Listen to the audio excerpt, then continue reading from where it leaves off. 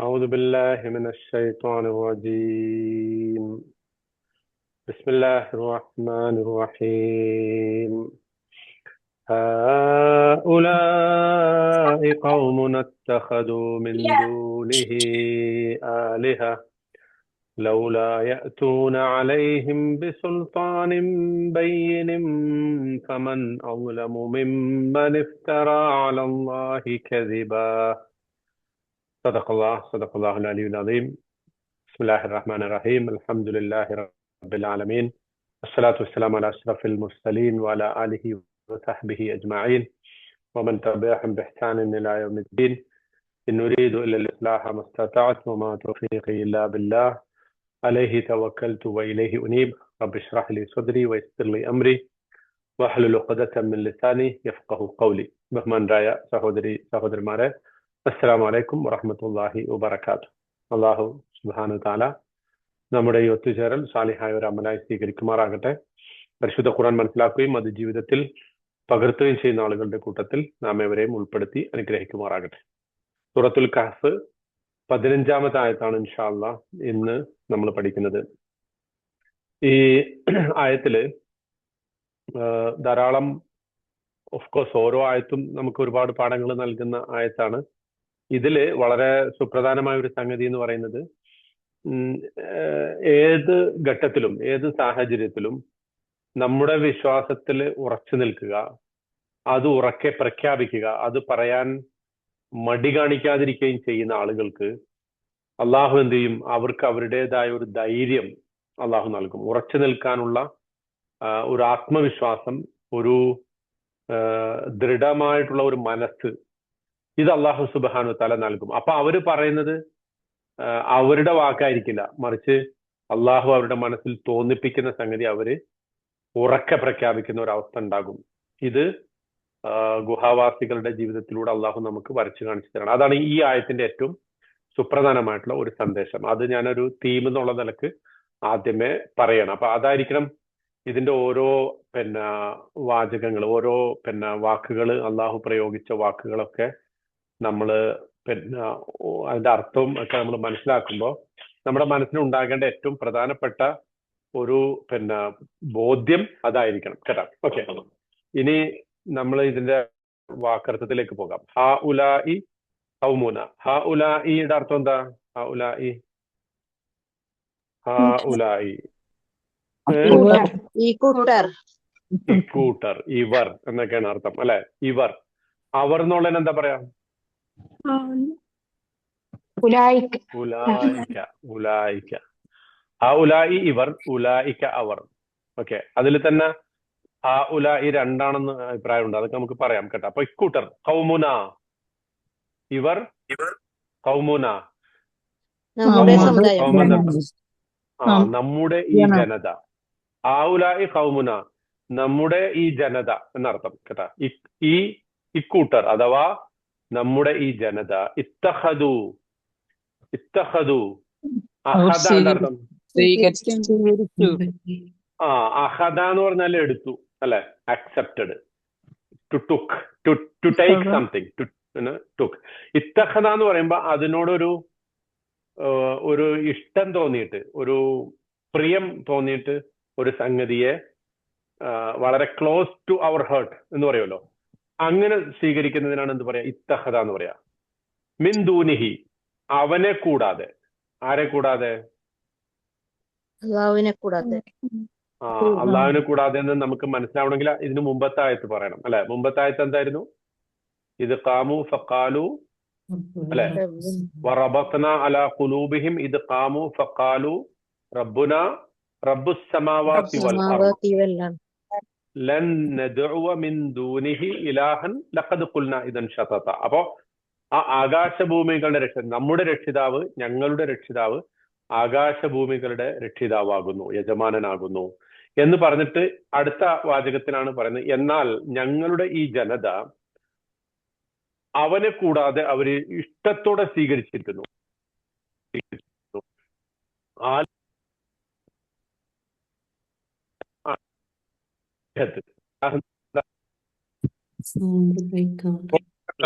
മലയാളത്തിൽ എന്ന് പറയാം. സൗണ്ട് ക്ലിയർ ഇല്ലല്ലോ, സൗണ്ട് കട്ടായി പോകും. ബ്രേക്ക് ആയി പോയി.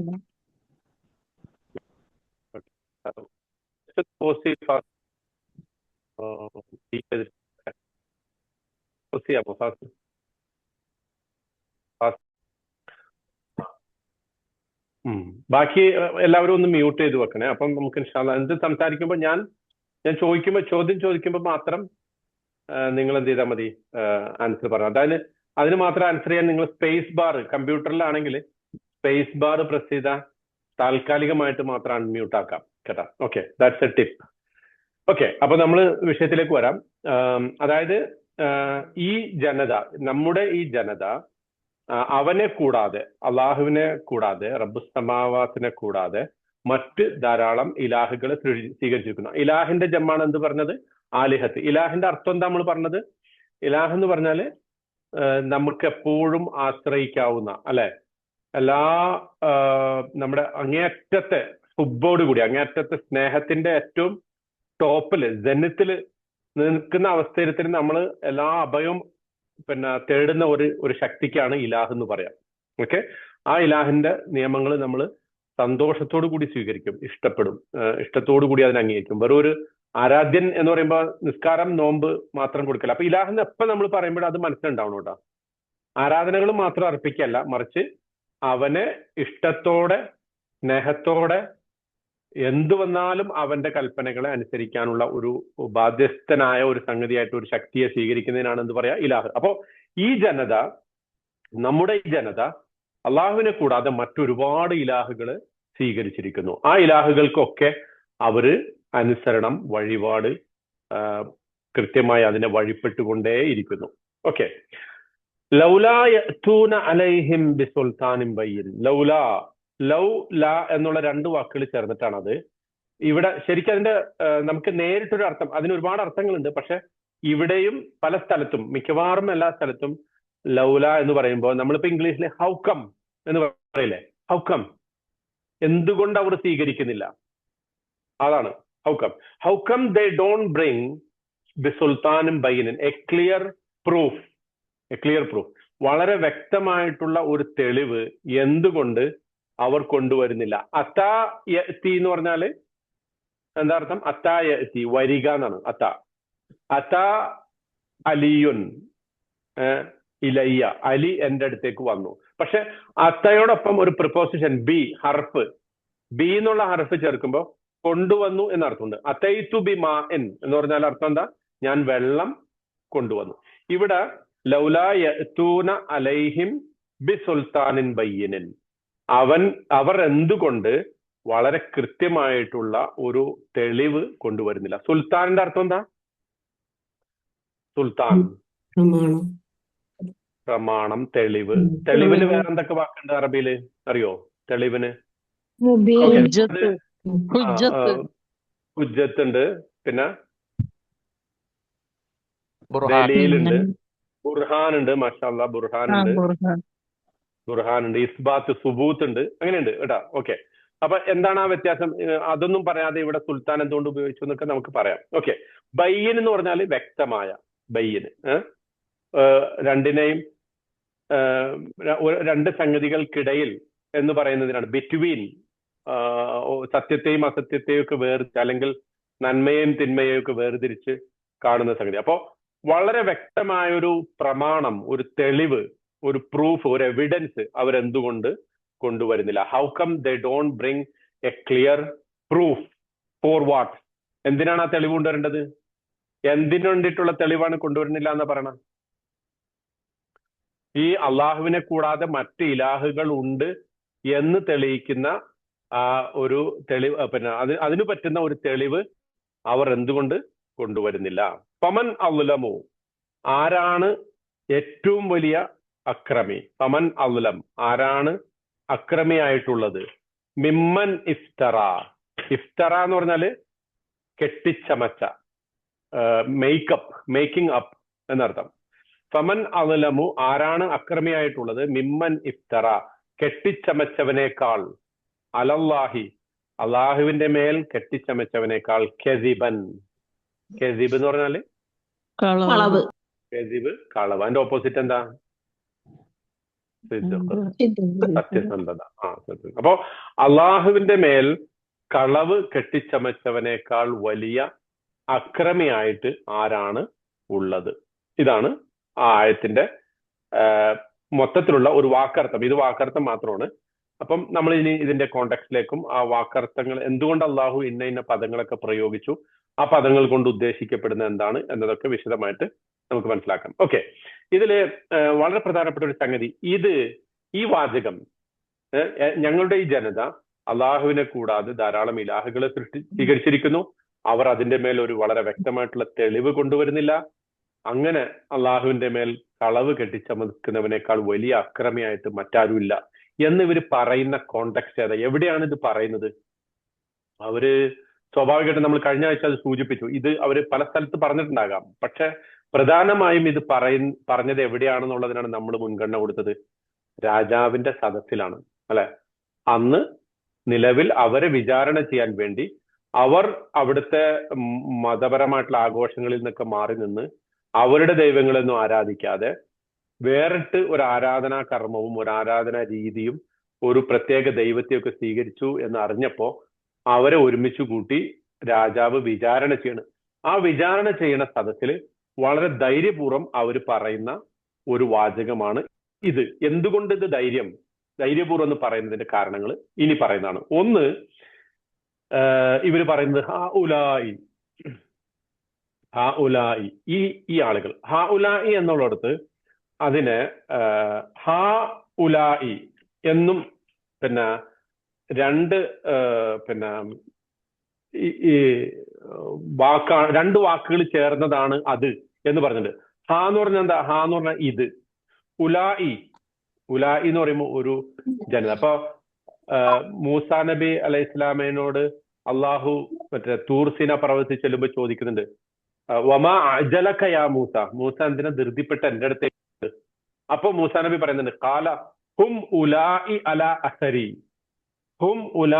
അസരി, അവരിപ്പോഴും എന്നെ പിന്തുടരുന്നുണ്ട്, എന്റെ ജനത. പക്ഷെ മൂസാ നബി പോന്നപ്പോ അവർ പശുക്കുട്ടീനെ ആരാധിക്കാൻ തുടങ്ങിയിരുന്നു. ആ കോണ്ടെക്സ്റ്റ് വെച്ചിട്ടാണ് അള്ളാഹു ചോദിക്കുന്നത്. നമ്മുടെ ഉദ്ദേശം എന്താ വെച്ചാൽ ആ ഉലായി എന്ന് പറഞ്ഞാലും ഇവിടെ അർത്ഥം ഇവർ എന്നത് തന്നെയാണ് കേട്ടാ. അപ്പോ ഹാ എന്നുള്ളത് പ്രത്യേകമായി ആ ജനതയെ ചൂണ്ടിക്കാണിക്കണം. അവിടെ കൂടിയിരിക്കുന്ന ആളുകളെ മുഴുവൻ അഭിസംബോധന ചെയ്തിട്ട് പറയാണ്. മനസ്സിലായല്ലോ? ദീസ് പീപ്പിൾ എന്ന് പറയുമല്ലോ. ഒരു മുഫസ്സിർ അതിനെക്കുറിച്ച് അതൊരു സർക്കാസ്റ്റിക് ആയിട്ട് പറഞ്ഞതാണ് എന്ന് പറഞ്ഞിട്ടുണ്ട്. അതായത് ഇപ്പൊ നമ്മുടെ എങ്ങനെയപ്പോ എന്നൊരു ഉദാഹരണം പറയാം. ചില രാഷ്ട്രീയക്കാരൊക്കെ പറയില്ലേ, ഒരാളെ പരിഗണിക്കാതെ അയാൾ അല്ലെങ്കിൽ ദാറ്റ് വൺ, പേര് പറയാൻ ഒരു മടി, ആ പേര് പറയാതിരിക്കുമ്പോ ദാറ്റ് വൺ, അയാൾ അല്ലെങ്കിൽ അങ്ങനെയുള്ള മനുഷ്യൻ എന്ന് പറയുന്ന ഉദാഹരണത്തിന് നമ്മുടെ പ്രധാനമന്ത്രി, നമ്മുടെ വളരെ പ്രധാനപ്പെട്ട പ്രധാനമന്ത്രി ഒരിക്കൽ പറഞ്ഞല്ലോ, അവരെ വസ്ത്രം കണ്ടാൽ തിരിച്ചറിയാന്ന് പറഞ്ഞു. അവരെ വസ്ത്രം കണ്ടാൽ തിരിച്ചറിയാന്ന്. അവരെ വസ്ത്രം കണ്ടാൽ തിരിച്ചറിയാന്ന് പറഞ്ഞപ്പോ ഉൻ ലോകോങ്കോ കപ്പടോം സെ പഹചാനേക, അല്ലെ? അങ്ങനെയല്ലേ ഉറുദുക്ക് അറിയാവുന്നവർ പറയും, അല്ലെ? അവരെ വസ്ത്രം കണ്ടാൽ തിരിച്ചറിയാമെന്ന് പറഞ്ഞു. അപ്പോ ഈ അവർ എന്ന് മുസ്ലിങ്ങൾ എന്ന് പറഞ്ഞതിന് പകരം അവർ എന്നുള്ളത് ഒരു സർക്കാസ്റ്റിക് ആയിട്ടാണ് ഉപയോഗിച്ചത്, ഒരു പരിഹാസത്തിന്റെ ആക്ഷേപത്തിന്റെ വാചകം. അപ്പൊ ഒരു മുഫസ്സിർ പറഞ്ഞിട്ടുണ്ട്, ഇവിടെ ഈ മനുഷ്യര്, ഈ ഗുഹാവാസികള് ആ ആളുകളെ പരിഹാസ്യോദ്യോതകമായിട്ടാണ് ഈ പറഞ്ഞത്. ഇക്കൂട്ടർ ഈ അള്ളാഹുവിനെ കൂടാതെ ഒരുപാട് ദൈവങ്ങളെ സ്വീകരിച്ചു. പക്ഷെ അതിനേക്കാളും നല്ലത് അവർ വളരെ ബഹുമാനത്തോടു കൂടി അഡ്രസ്സ് ചെയ്യുന്ന ഒരു പദമായിട്ട് അതിനെ മനസ്സിലാക്കുന്നതാണ് നല്ലത്. കാരണം അവര് പ്രത്യേകിച്ച് പ്രബോധകൻ, ഒരു ദഅവ നടത്തുന്ന ഒരു ദാഇ ഒരിക്കലും എന്ത് ചെയ്യാൻ പാടില്ല, ആളുകളെ അപഹസിക്കാൻ പാടില്ല. അതിന് തെളിവെന്താ? തൊട്ടുടനെ പറഞ്ഞ വാചകമാണ് കൗമുന, ഞങ്ങളുടെ ജനത, നമ്മുടെ ജനത. അവർ ഏതോ ഒരു കൂട്ടർ എന്നുള്ള അർത്ഥത്തിലല്ല പറഞ്ഞത്, നമ്മുടെ ജനതയായിട്ടുള്ള ഈ കൂട്ടർ. ആ കൗമുന അവിടെ വന്നതുകൊണ്ട് ഒരിക്കലും ഹാ ഉലായി എന്നുള്ളത് ഒരു സർക്കാസ്റ്റിക് ആയിട്ട് പ്രയോഗിച്ചതല്ല, മറിച്ച് വിത്ത് റെസ്പെക്ട് പ്രയോഗിച്ചതാണ് എന്ന് നമുക്ക് മനസ്സിലാവും. ക്ലിയർ ആണോ? ഹർഫുൻ നിദാആണോ? ഹർഫുൻ ഹർഫുൻ നിദാആണോ? ഹർഫുൻ നിദാ അല്ലെങ്കിൽ ഹർഫുൽ ഇഷാറ എന്നൊക്കെ പറയാം. അദാത്തുൻ നിദാ. നിദാ എന്ന് പറയുമ്പോൾ ശരിക്കും യാ ആണ് വരിക. നിദാ അല്ല, സോറി കേട്ടോ, നിദാ അല്ല. നിദാ എങ്ങനെയാണ്? യാ യാ യുഹന്നാസ്, യാ യുഹൽ ഖൗം, അല്ലെങ്കിൽ യാ ഖൗമുന, അങ്ങനെ പറയുന്നുണ്ട് പ്രവാചകന്മാരൊക്കെ. യാ ഖൗമുന, യാ ഖൗമന എന്ന് പറയുന്നത് അത് യാ ആണ് നിദാ. ഹാ എന്നുള്ളത് ഇസ്മുൽ ഇഷാറയാണ്. ഇഷാറ എന്ന് പറഞ്ഞാൽ സൂചിപ്പിക്കുക, നമ്മൾ ചൂണ്ടുക, പോയിന്റിങ്. അപ്പോ അതാണ് ഏറ്റവും പ്രധാനം. അതായത് അവര് പറയാണ് ഈ മനുഷ്യര് ഞങ്ങളുടെ ജനതയാണ്. അതിൽ ഏറ്റവും പ്രധാനപ്പെട്ട ഒരു പാഠം നമുക്കൊക്കെ ഉള്ളത്, നമ്മുടെ മനുഷ്യരെ, പ്രത്യേകിച്ച് ഇന്ത്യ പോലുള്ള ഒരു ബഹുസ്വര സമൂഹത്തിൽ, ഒരു multi cultural, multi linguistic, multi religious ആയിട്ടുള്ള ബഹുസ്വര സമൂഹത്തിൽ ജീവിക്കുന്ന നമ്മുടെ മനുഷ്യരായിട്ട് അവരെ കാണണം. അവർ ചിലപ്പോൾ പശുവിനെ ആരാധിക്കുന്നവരാകാം, അവർക്ക് ഒരുപാട് ബിംബങ്ങള്, പ്രതിഷ്ഠകള്, ഒരുപാട് ദേവതകള് ഒക്കെ ഉണ്ടാകാം. വിദ്യാഭ്യാസത്തിനൊരു ലക്ഷ്മി, വിദ്യാഭ്യാസത്തിനൊരു സരസ്വതി, പണത്തിനൊരു ലക്ഷ്മി, പിന്നെ വെളിച്ചത്തിനൊരു സൂര്യ ഭഗവാൻ ഒക്കെ ഉണ്ടായേക്കാം. പക്ഷെ ആ ജനതയെ അന്തിമമായിട്ട് അവർ അള്ളാഹുവിന്റെ സൃഷ്ടികളാണ് എന്ന് കണക്കാക്കി നമ്മുടെ ജനതയായിട്ട് നമുക്ക് അഭിസംബോധന ചെയ്യാൻ സാധിക്കണം എന്ന ഒരു സുപ്രധാനമായ പാഠം അതിലുണ്ട് കേട്ടാ. അപ്പൊ ഈ യുവാക്കൾ പറയാണ് ദീസ് പീപ്പിൾ, ഒരിക്കലും ഇവർ പറഞ്ഞില്ല ഹൗലാഇൽ കുഫാർ എന്ന് പറഞ്ഞോ, ഈ കാഫിരിങ്ങൾ അങ്ങനെ പറഞ്ഞോ? ഇല്ല. പറഞ്ഞെന്താ? ഹൗലാഇ ഖൗമുന, ഈ ജനത, നമ്മുടെ ഈ ജനത എന്നാണ് പറഞ്ഞത്. അപ്പോ ആ അഭിസംബോധനയിൽ പോലും അവർ ആ രാജാവിന്റെ കൊട്ടാരത്തില്, പിന്നെ രാജാവിന്റെ കോർട്ട്യാർഡിൽ ഇരുന്നിട്ട് ഈ വിചാരണയെ നേരിടുമ്പോ പിന്നെ അവര് ആ ജനതയ്ക്കെതിരെ വാസ്തവത്തിൽ ഒരു കുറ്റപത്രം സമർപ്പിക്കാണ്. എന്താണ് ആ കുറ്റപത്രം? ഇവർ അള്ളാഹുവിനെ കൂടാതെ മറ്റ് ദൈവങ്ങളെ ഇലാഹുകളായിട്ട് സ്വീകരിച്ചിരിക്കുന്നു. പക്ഷെ അങ്ങനെ പറയുമ്പോൾ, ആ കുറ്റപത്രം പറയുമ്പോൾ പോലും വളരെ സ്നേഹത്തോടെ, സൗമ്യമായ ഭാഷയിൽ, വളരെ loving language, they used A very clear loving language. അതാണ്, ആ ഒരു സ്നേഹത്തിന്റെ ഭാഷ ഉപയോഗിച്ചു എന്നതാണ് ഏറ്റവും പ്രധാനം. അപ്പൊ അതാണ് അതിന്റെ അവര് പറയാൻ പോകുന്നത് എന്താ? ഇവര് ശിർക്ക് ചെയ്തു എന്നാണ്, മുശ്രിക്കാണ് അല്ലെ? അപ്പോ മുശ്രിക്ക് എന്ന പദം പ്രയോഗിക്കുന്നതിന് മുമ്പ് തന്നെ അഹൗലായി ഖൗമുന, അപ്പൊ കുഫാറെന്നോ മുശ്രിക്കീന്നോ എന്നൊന്നും വിളിച്ചില്ല. അവര് they don't hate that people. അതിന്റെ അർത്ഥം എന്താ? ആ ജനതയെ അവർ വെറുത്തിട്ടില്ല, മറിച്ച് അവർ വെറുത്തത് എന്തിനെയാണ്? അവരുടെ ഷിർക്കിനെയാണ് വെറുത്തത്. നമ്മളും നമുക്ക് ചുറ്റുമുള്ള നിഷേധികളായിട്ടുള്ള, മുശ്രിക്കുകളായിട്ടുള്ള ജനതയെ അഭിസംബോധന ചെയ്യുമ്പോൾ, അവരുടെ പ്രശ്നത്തിൽ ഇടപെടുമ്പോൾ, അവരെ നമ്മൾ അള്ളാഹുവിന്റെ മാർഗത്തിലേക്ക് ക്ഷണിക്കാൻ അവസരം ക്ഷണിക്കുമ്പോൾ അവരുടെ ഷിർക്കിനെ നമുക്ക് വെറുക്കാം. പക്ഷെ അവരെ ഒരിക്കലും നമ്മൾ വെറുക്കാൻ പാടില്ല എന്ന അതിപ്രധാനമായിട്ടുള്ള പാഠം ഇതിൽ നിന്ന് നമുക്ക് ലഭിക്കുന്നുണ്ട്. അതായത് നമ്മളൊരു ടോളറന്റ് ആയിരിക്കണം, മറ്റ് ആശയങ്ങളോട്, മറ്റ് മതവിശ്വാസങ്ങളോട് സഹിഷ്ണുത പുലർത്തുന്നതായിരിക്കണം.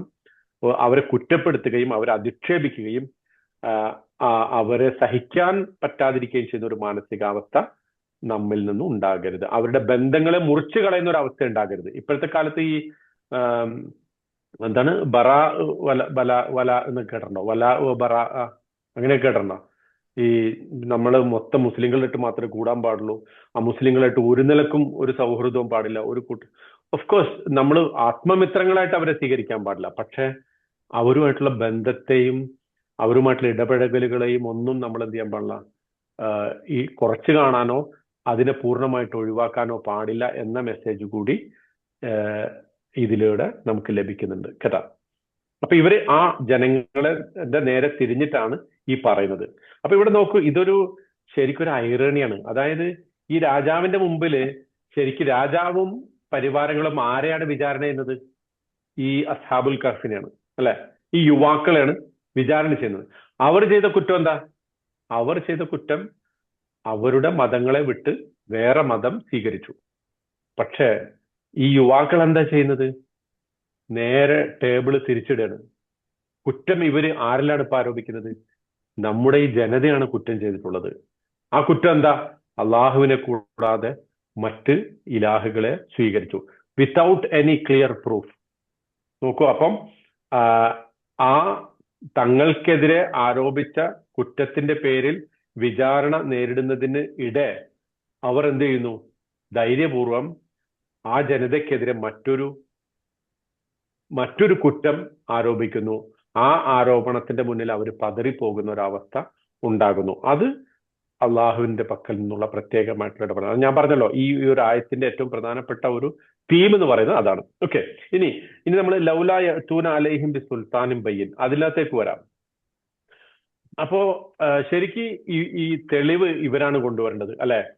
ഇവരാണ് തെളിവ് കൊണ്ടുവരേണ്ടത്. രാജാവിന്റെ മുമ്പിൽ ഇവരാണ് തെളിവ് കൊണ്ടുവരേണ്ടത്. എന്താണ് തെളിവ്? നിലവിൽ പരിചയിച്ചു പോകുന്ന ഒരു മതം വിട്ടിട്ട് ഒരു പുതിയ മതത്തിന്റെ വക്താക്കളായിട്ട് ഈ യുവാക്കൾ മാറുന്നു. അപ്പൊ രാജാവ് ചോദിക്കുന്നത് നിങ്ങൾ ചെയ്യുന്ന കുറ്റത്തിന് തെളിവ്. പക്ഷേ ഇവര് ടേബിള് തിരിച്ചിട്ട് ചോദിക്കുന്നത് നിങ്ങൾക്ക് എന്താണ് തെളിവ്? അള്ളാഹു അല്ലാതെ മറ്റൊരു ഇലാഹുണ്ട് എന്നതിന്, അല്ലെങ്കിൽ നിങ്ങൾ ഈ സ്വീകരിച്ചിരിക്കുന്ന ദൈവങ്ങൾക്ക് അസ്തിത്വമുണ്ട്, അവരാണ് ദൈവം എന്നതിന് എന്താണ് തെളിവുള്ളത് എന്ന് അവര് ചോദിക്കണം. ആ മൊത്തം സദസ്സിനെ, രാജ കൊട്ടാരത്തെയും കോടതിയെ, അവിടുത്തെ കോടതി എന്താണോ അന്ന് നിലവിലുള്ള ഒരു സംവിധാനം, അവരെ കുറ്റവിചാരണ ചെയ്യാനുള്ള ഒരു സംവിധാനം, അതിനെ മുഴുവൻ ചോദ്യം ചെയ്തുകൊണ്ട് ധൈര്യപൂർവ്വം അവര് ഇത്തരം ചോദ്യങ്ങൾ ഉയർത്തുകയാണ് കേട്ടാ. ഇനി ഞാൻ പറഞ്ഞു സുൽത്താൻ എന്ന് പറഞ്ഞതിന്റെ അർത്ഥം പറഞ്ഞ എന്താ? തെളിവ്, അല്ലെ? പ്രമാണം. അതിന് മറ്റു വാക്കുകൾ ബുർഹാൻ ഉണ്ട്, ദലീൽ ഉണ്ട്, ഇസ്ബാത്ത് ഉണ്ട്, ഹുജ്ജത്ത് ഉണ്ട്, ഇതൊക്കെ പറയാം. പക്ഷെ ഈ സുൽത്താൻ എന്നുള്ള പദം വേറെ എന്തിനാ ഉപയോഗിക്കുക? സുൽത്താൻ രാജാവ്. രാജാവിന് ഉപയോഗിക്കും, അല്ലെ? അപ്പോ ഇവിടെ ശരിക്കും സുൽത്താന്റെ അർത്ഥം ഒരു ഒതോറിറ്റേറ്റീവ് എവിഡൻസ് എന്നുള്ള അർത്ഥത്തിലാണ്. ഒരു ആധികാരികമായ തെളിവ്, ആധികാരികമായ ഒരു തെളിവ്. അപ്പൊ ഇവിടെ ശരിക്കും അവര് ഈ സുൽത്താൻ എന്ന പദം പ്രയോഗിച്ചത് രണ്ടർത്ഥത്തിലാണ്. ഒന്ന്, ഇപ്പൊ അവര് നിൽക്കുന്നത് ഒരു രാജാവിന്റെ മുമ്പിലാണ്, അല്ലെ? ഒരു രാജാവിന്റെ മുമ്പിലാണ്. ആ രാജാവ് പറഞ്ഞിട്ടാണ് മറ്റു ദൈവങ്ങളൊക്കെ ഇവർ ആരാധിക്കുന്നത്. ഈ യുവാക്കൾ അവരോട് ചോദിക്കുന്നത്, നിങ്ങൾ ഈ രാജാവിന്റെ വാക്ക് കേട്ടിട്ട് ധാരാളം ദൈവങ്ങളെ ആരാധിക്കുന്നു, പക്ഷെ അള്ളാഹു അല്ലാത്ത മറ്റു ദൈവങ്ങൾ ഉണ്ടെന്നതിന് ഏത് കിങ്ങിനെയാണ് നിങ്ങൾക്ക് തെളിവായിട്ട് കൊണ്ടുവരാൻ സാധിക്കുക? അതാണ് ചോദിക്കുന്നത്. മനസ്സിലാകുന്നുണ്ടോ? അതൊരു വെറും പ്രമാണം അല്ലെങ്കിൽ തെളിവ് എന്ന അർത്ഥത്തിൽ മാത്രമല്ല. ശ്രദ്ധിച്ച് കേൾക്കണോട്ടാ. അതായത് ഈ രാജാവിന്റെ കൽപ്പന കേട്ടിട്ട്, രാജാവിന്റെ വാക്ക് കേട്ടിട്ട് നിങ്ങൾ മറ്റൊരുപാട് ദൈവങ്ങളെ വിളിച്ച് പ്രാർത്ഥിക്കുന്നു, അല്ലെ? പക്ഷേ അതേ രാജാവിനെ തന്നെ നിങ്ങൾക്ക്, അല്ലെങ്കിൽ മറ്റൊരു രാജാവിനെ കൊണ്ടുവന്നിട്ട് അള്ളാഹു അല്ലാത്ത മറ്റു ദൈവങ്ങൾ ഉണ്ട് എന്ന് നിങ്ങൾക്ക് തെളിയിക്കാൻ സാധിക്കുമോ? ഇതാണ് ഏറ്റവും പ്രധാനപ്പെട്ട ചോദ്യം. എന്ന് പറഞ്ഞാൽ ഇന്നത്തെ കാലത്തുമൊക്കെ ആളുകൾ പല വിശ്വാസങ്ങളെയും ഉൾക്കൊള്ളുന്നതിന്റെ അടിസ്ഥാനം എന്താ? ആരെങ്കിലുമൊക്കെ പറഞ്ഞത് കേട്ടിട്ടാണ്. ഏതെങ്കിലുമൊക്കെ ഒരു യുക്തിവാദി നിന്ന് പ്രസംഗിക്കുമ്പോഴേക്കും മനുഷ്യന്മാർ അതിൽ വീണു പോവുകയാണ്. പ്രത്യേകിച്ച് ഇന്നത്തെ യുവതലമുറ, നവനാസ്തികര് വന്നിട്ട് പറയുമ്പോൾ, അതിനെക്കുറിച്ച് ഞാൻ ലാസ്റ്റിലേക്ക് കുറച്ച് കാര്യങ്ങൾ പറയാം. ഈ മൊത്തം ആയത്തിന്റെ ഒരു ടേക്ക് അവേ ആയിട്ട് നമ്മൾ സ്വീകരിക്കേണ്ട കുറെ കാര്യങ്ങൾ ഞാൻ അവസാനം പറയാം. പക്ഷെ ഇവിടെ ഈ സുൽത്താൻ എന്ന പദം പ്രയോഗിച്ചതിന്റെ ഉദ്ദേശം ഇതാണ്. എന്താണ്? നിങ്ങൾക്ക് അള്ളാഹു അല്ലാതെ മറ്റൊരു ഇലാഹുണ്ട് എന്ന് കാണിക്കുന്ന മറ്റേതെങ്കിലും ഒരു രാജാവിനെ, അല്ലെങ്കിൽ ഒരു തെളിവിനെ, ഒരു കൃത്യമായ ഒതോറിറ്റേറ്റീവ് എവിഡൻസ്, ആധികാരികമായ ഒരു തെളിവ് കൊണ്ടുവരാൻ നിങ്ങൾക്ക് സാധിക്കും. അതിനു വേണ്ടിയിട്ടാണ് സുൽത്താൻ എന്ന പദം പ്രയോഗിച്ചത്. ദലീലോ അല്ലെങ്കിൽ ബുർഹാനോ ഹുജ്ജത്തോ ഒന്നും പ്രയോഗിക്കാതെ അതാണ് ഉപയോഗിച്ചത്. ഈ സുൽത്താൻ എന്നുള്ള പദത്തെ കുറിച്ച് ഒരു വാക്കും കൂടി പറയാം. സുൽത്താൻ എന്ന് പറഞ്ഞ രാജാവ് എന്നല്ല അർത്ഥം. സുൽത്താൻ എന്ന് പറഞ്ഞാൽ അതോറിറ്റി എന്നാണ് അർത്ഥം. പക്ഷെ എങ്ങനെ അത് രാജാവ് എന്നായി? പണ്ട് കാലത്തൊക്കെ ഒരു രാജാവാണ് എല്ലാ അധികാരത്തിന്റെ ഉടമസ്ഥൻ, അല്ലെ? എല്ലാ ഇതിനും. അപ്പൊ ആ അധികാരം എന്ന അർത്ഥത്തിൽ തന്നെ അയാൾക്ക് ആ പേരിട്ടു. അതാണ് സുൽത്താൻ, കേട്ടോ. അല്ലാതെ സുൽത്താൻ എന്ന് പറഞ്ഞ മീനിങ് റൂളർ അല്ല. അതിന്റെ അർത്ഥം അതോറിറ്റി എന്നാണ്. ഒരു പവർ എന്നുള്ളതിന് അതേ രാജാവിനുള്ള ഒരു പേരായിട്ട് പറഞ്ഞു. അത് മുസ്ലിങ്ങൾക്ക് മാത്രമേ ഉള്ളൂ സുൽത്താൻ എന്ന് പറയല്. മറ്റേ രാജാക്കന്മാർക്കൊന്നും അങ്ങനെ പറയില്ലല്ലോ, ഹിന്ദു രാജാക്കന്മാർ. അതായത് അതൊരു അറബി പദമാണ്. അതുകൊണ്ടാണ് സുൽത്താൻ സലാഹുദ്ദീൻ അയ്യൂബി, സുൽത്താൻ നൂറുദ്ദീൻ സംഘി, സുൽത്താൻ ടിപ്പു സുൽത്താൻ അല്ലെങ്കിൽ എന്നൊക്കെയുള്ള പദം. കാരണം അറബ് ഒരു ഒറിജിൻ ആയതുകൊണ്ടാണ്. അതേസമയം ഇപ്പൊ പറയുന്ന കിങ് പിന്നെ മറ്റേതെങ്കിലും അർത്ഥത്തിലുള്ള മൊണാർക്ക് എന്നൊക്കെ പദങ്ങൾ പ്രയോഗിക്കുന്നതും ഈ സെയിം മീനിങ്ങിൽ തന്നെയാണ് കേട്ടാ. മുസ്ലിങ്ങൾക്ക് പറയാൻ കാരണം അത് ഈ പദം അറബി ആയതുകൊണ്ടാണ് കേട്ടാ. ഓക്കെ. അല്ല, ശക്തൻ നമ്പുരാൻ എന്നൊക്കെ പറയുമ്പോ അവിടെ സുൽത്താൻ എന്ന് പ്രയോഗിക്കണില്ലല്ലോ.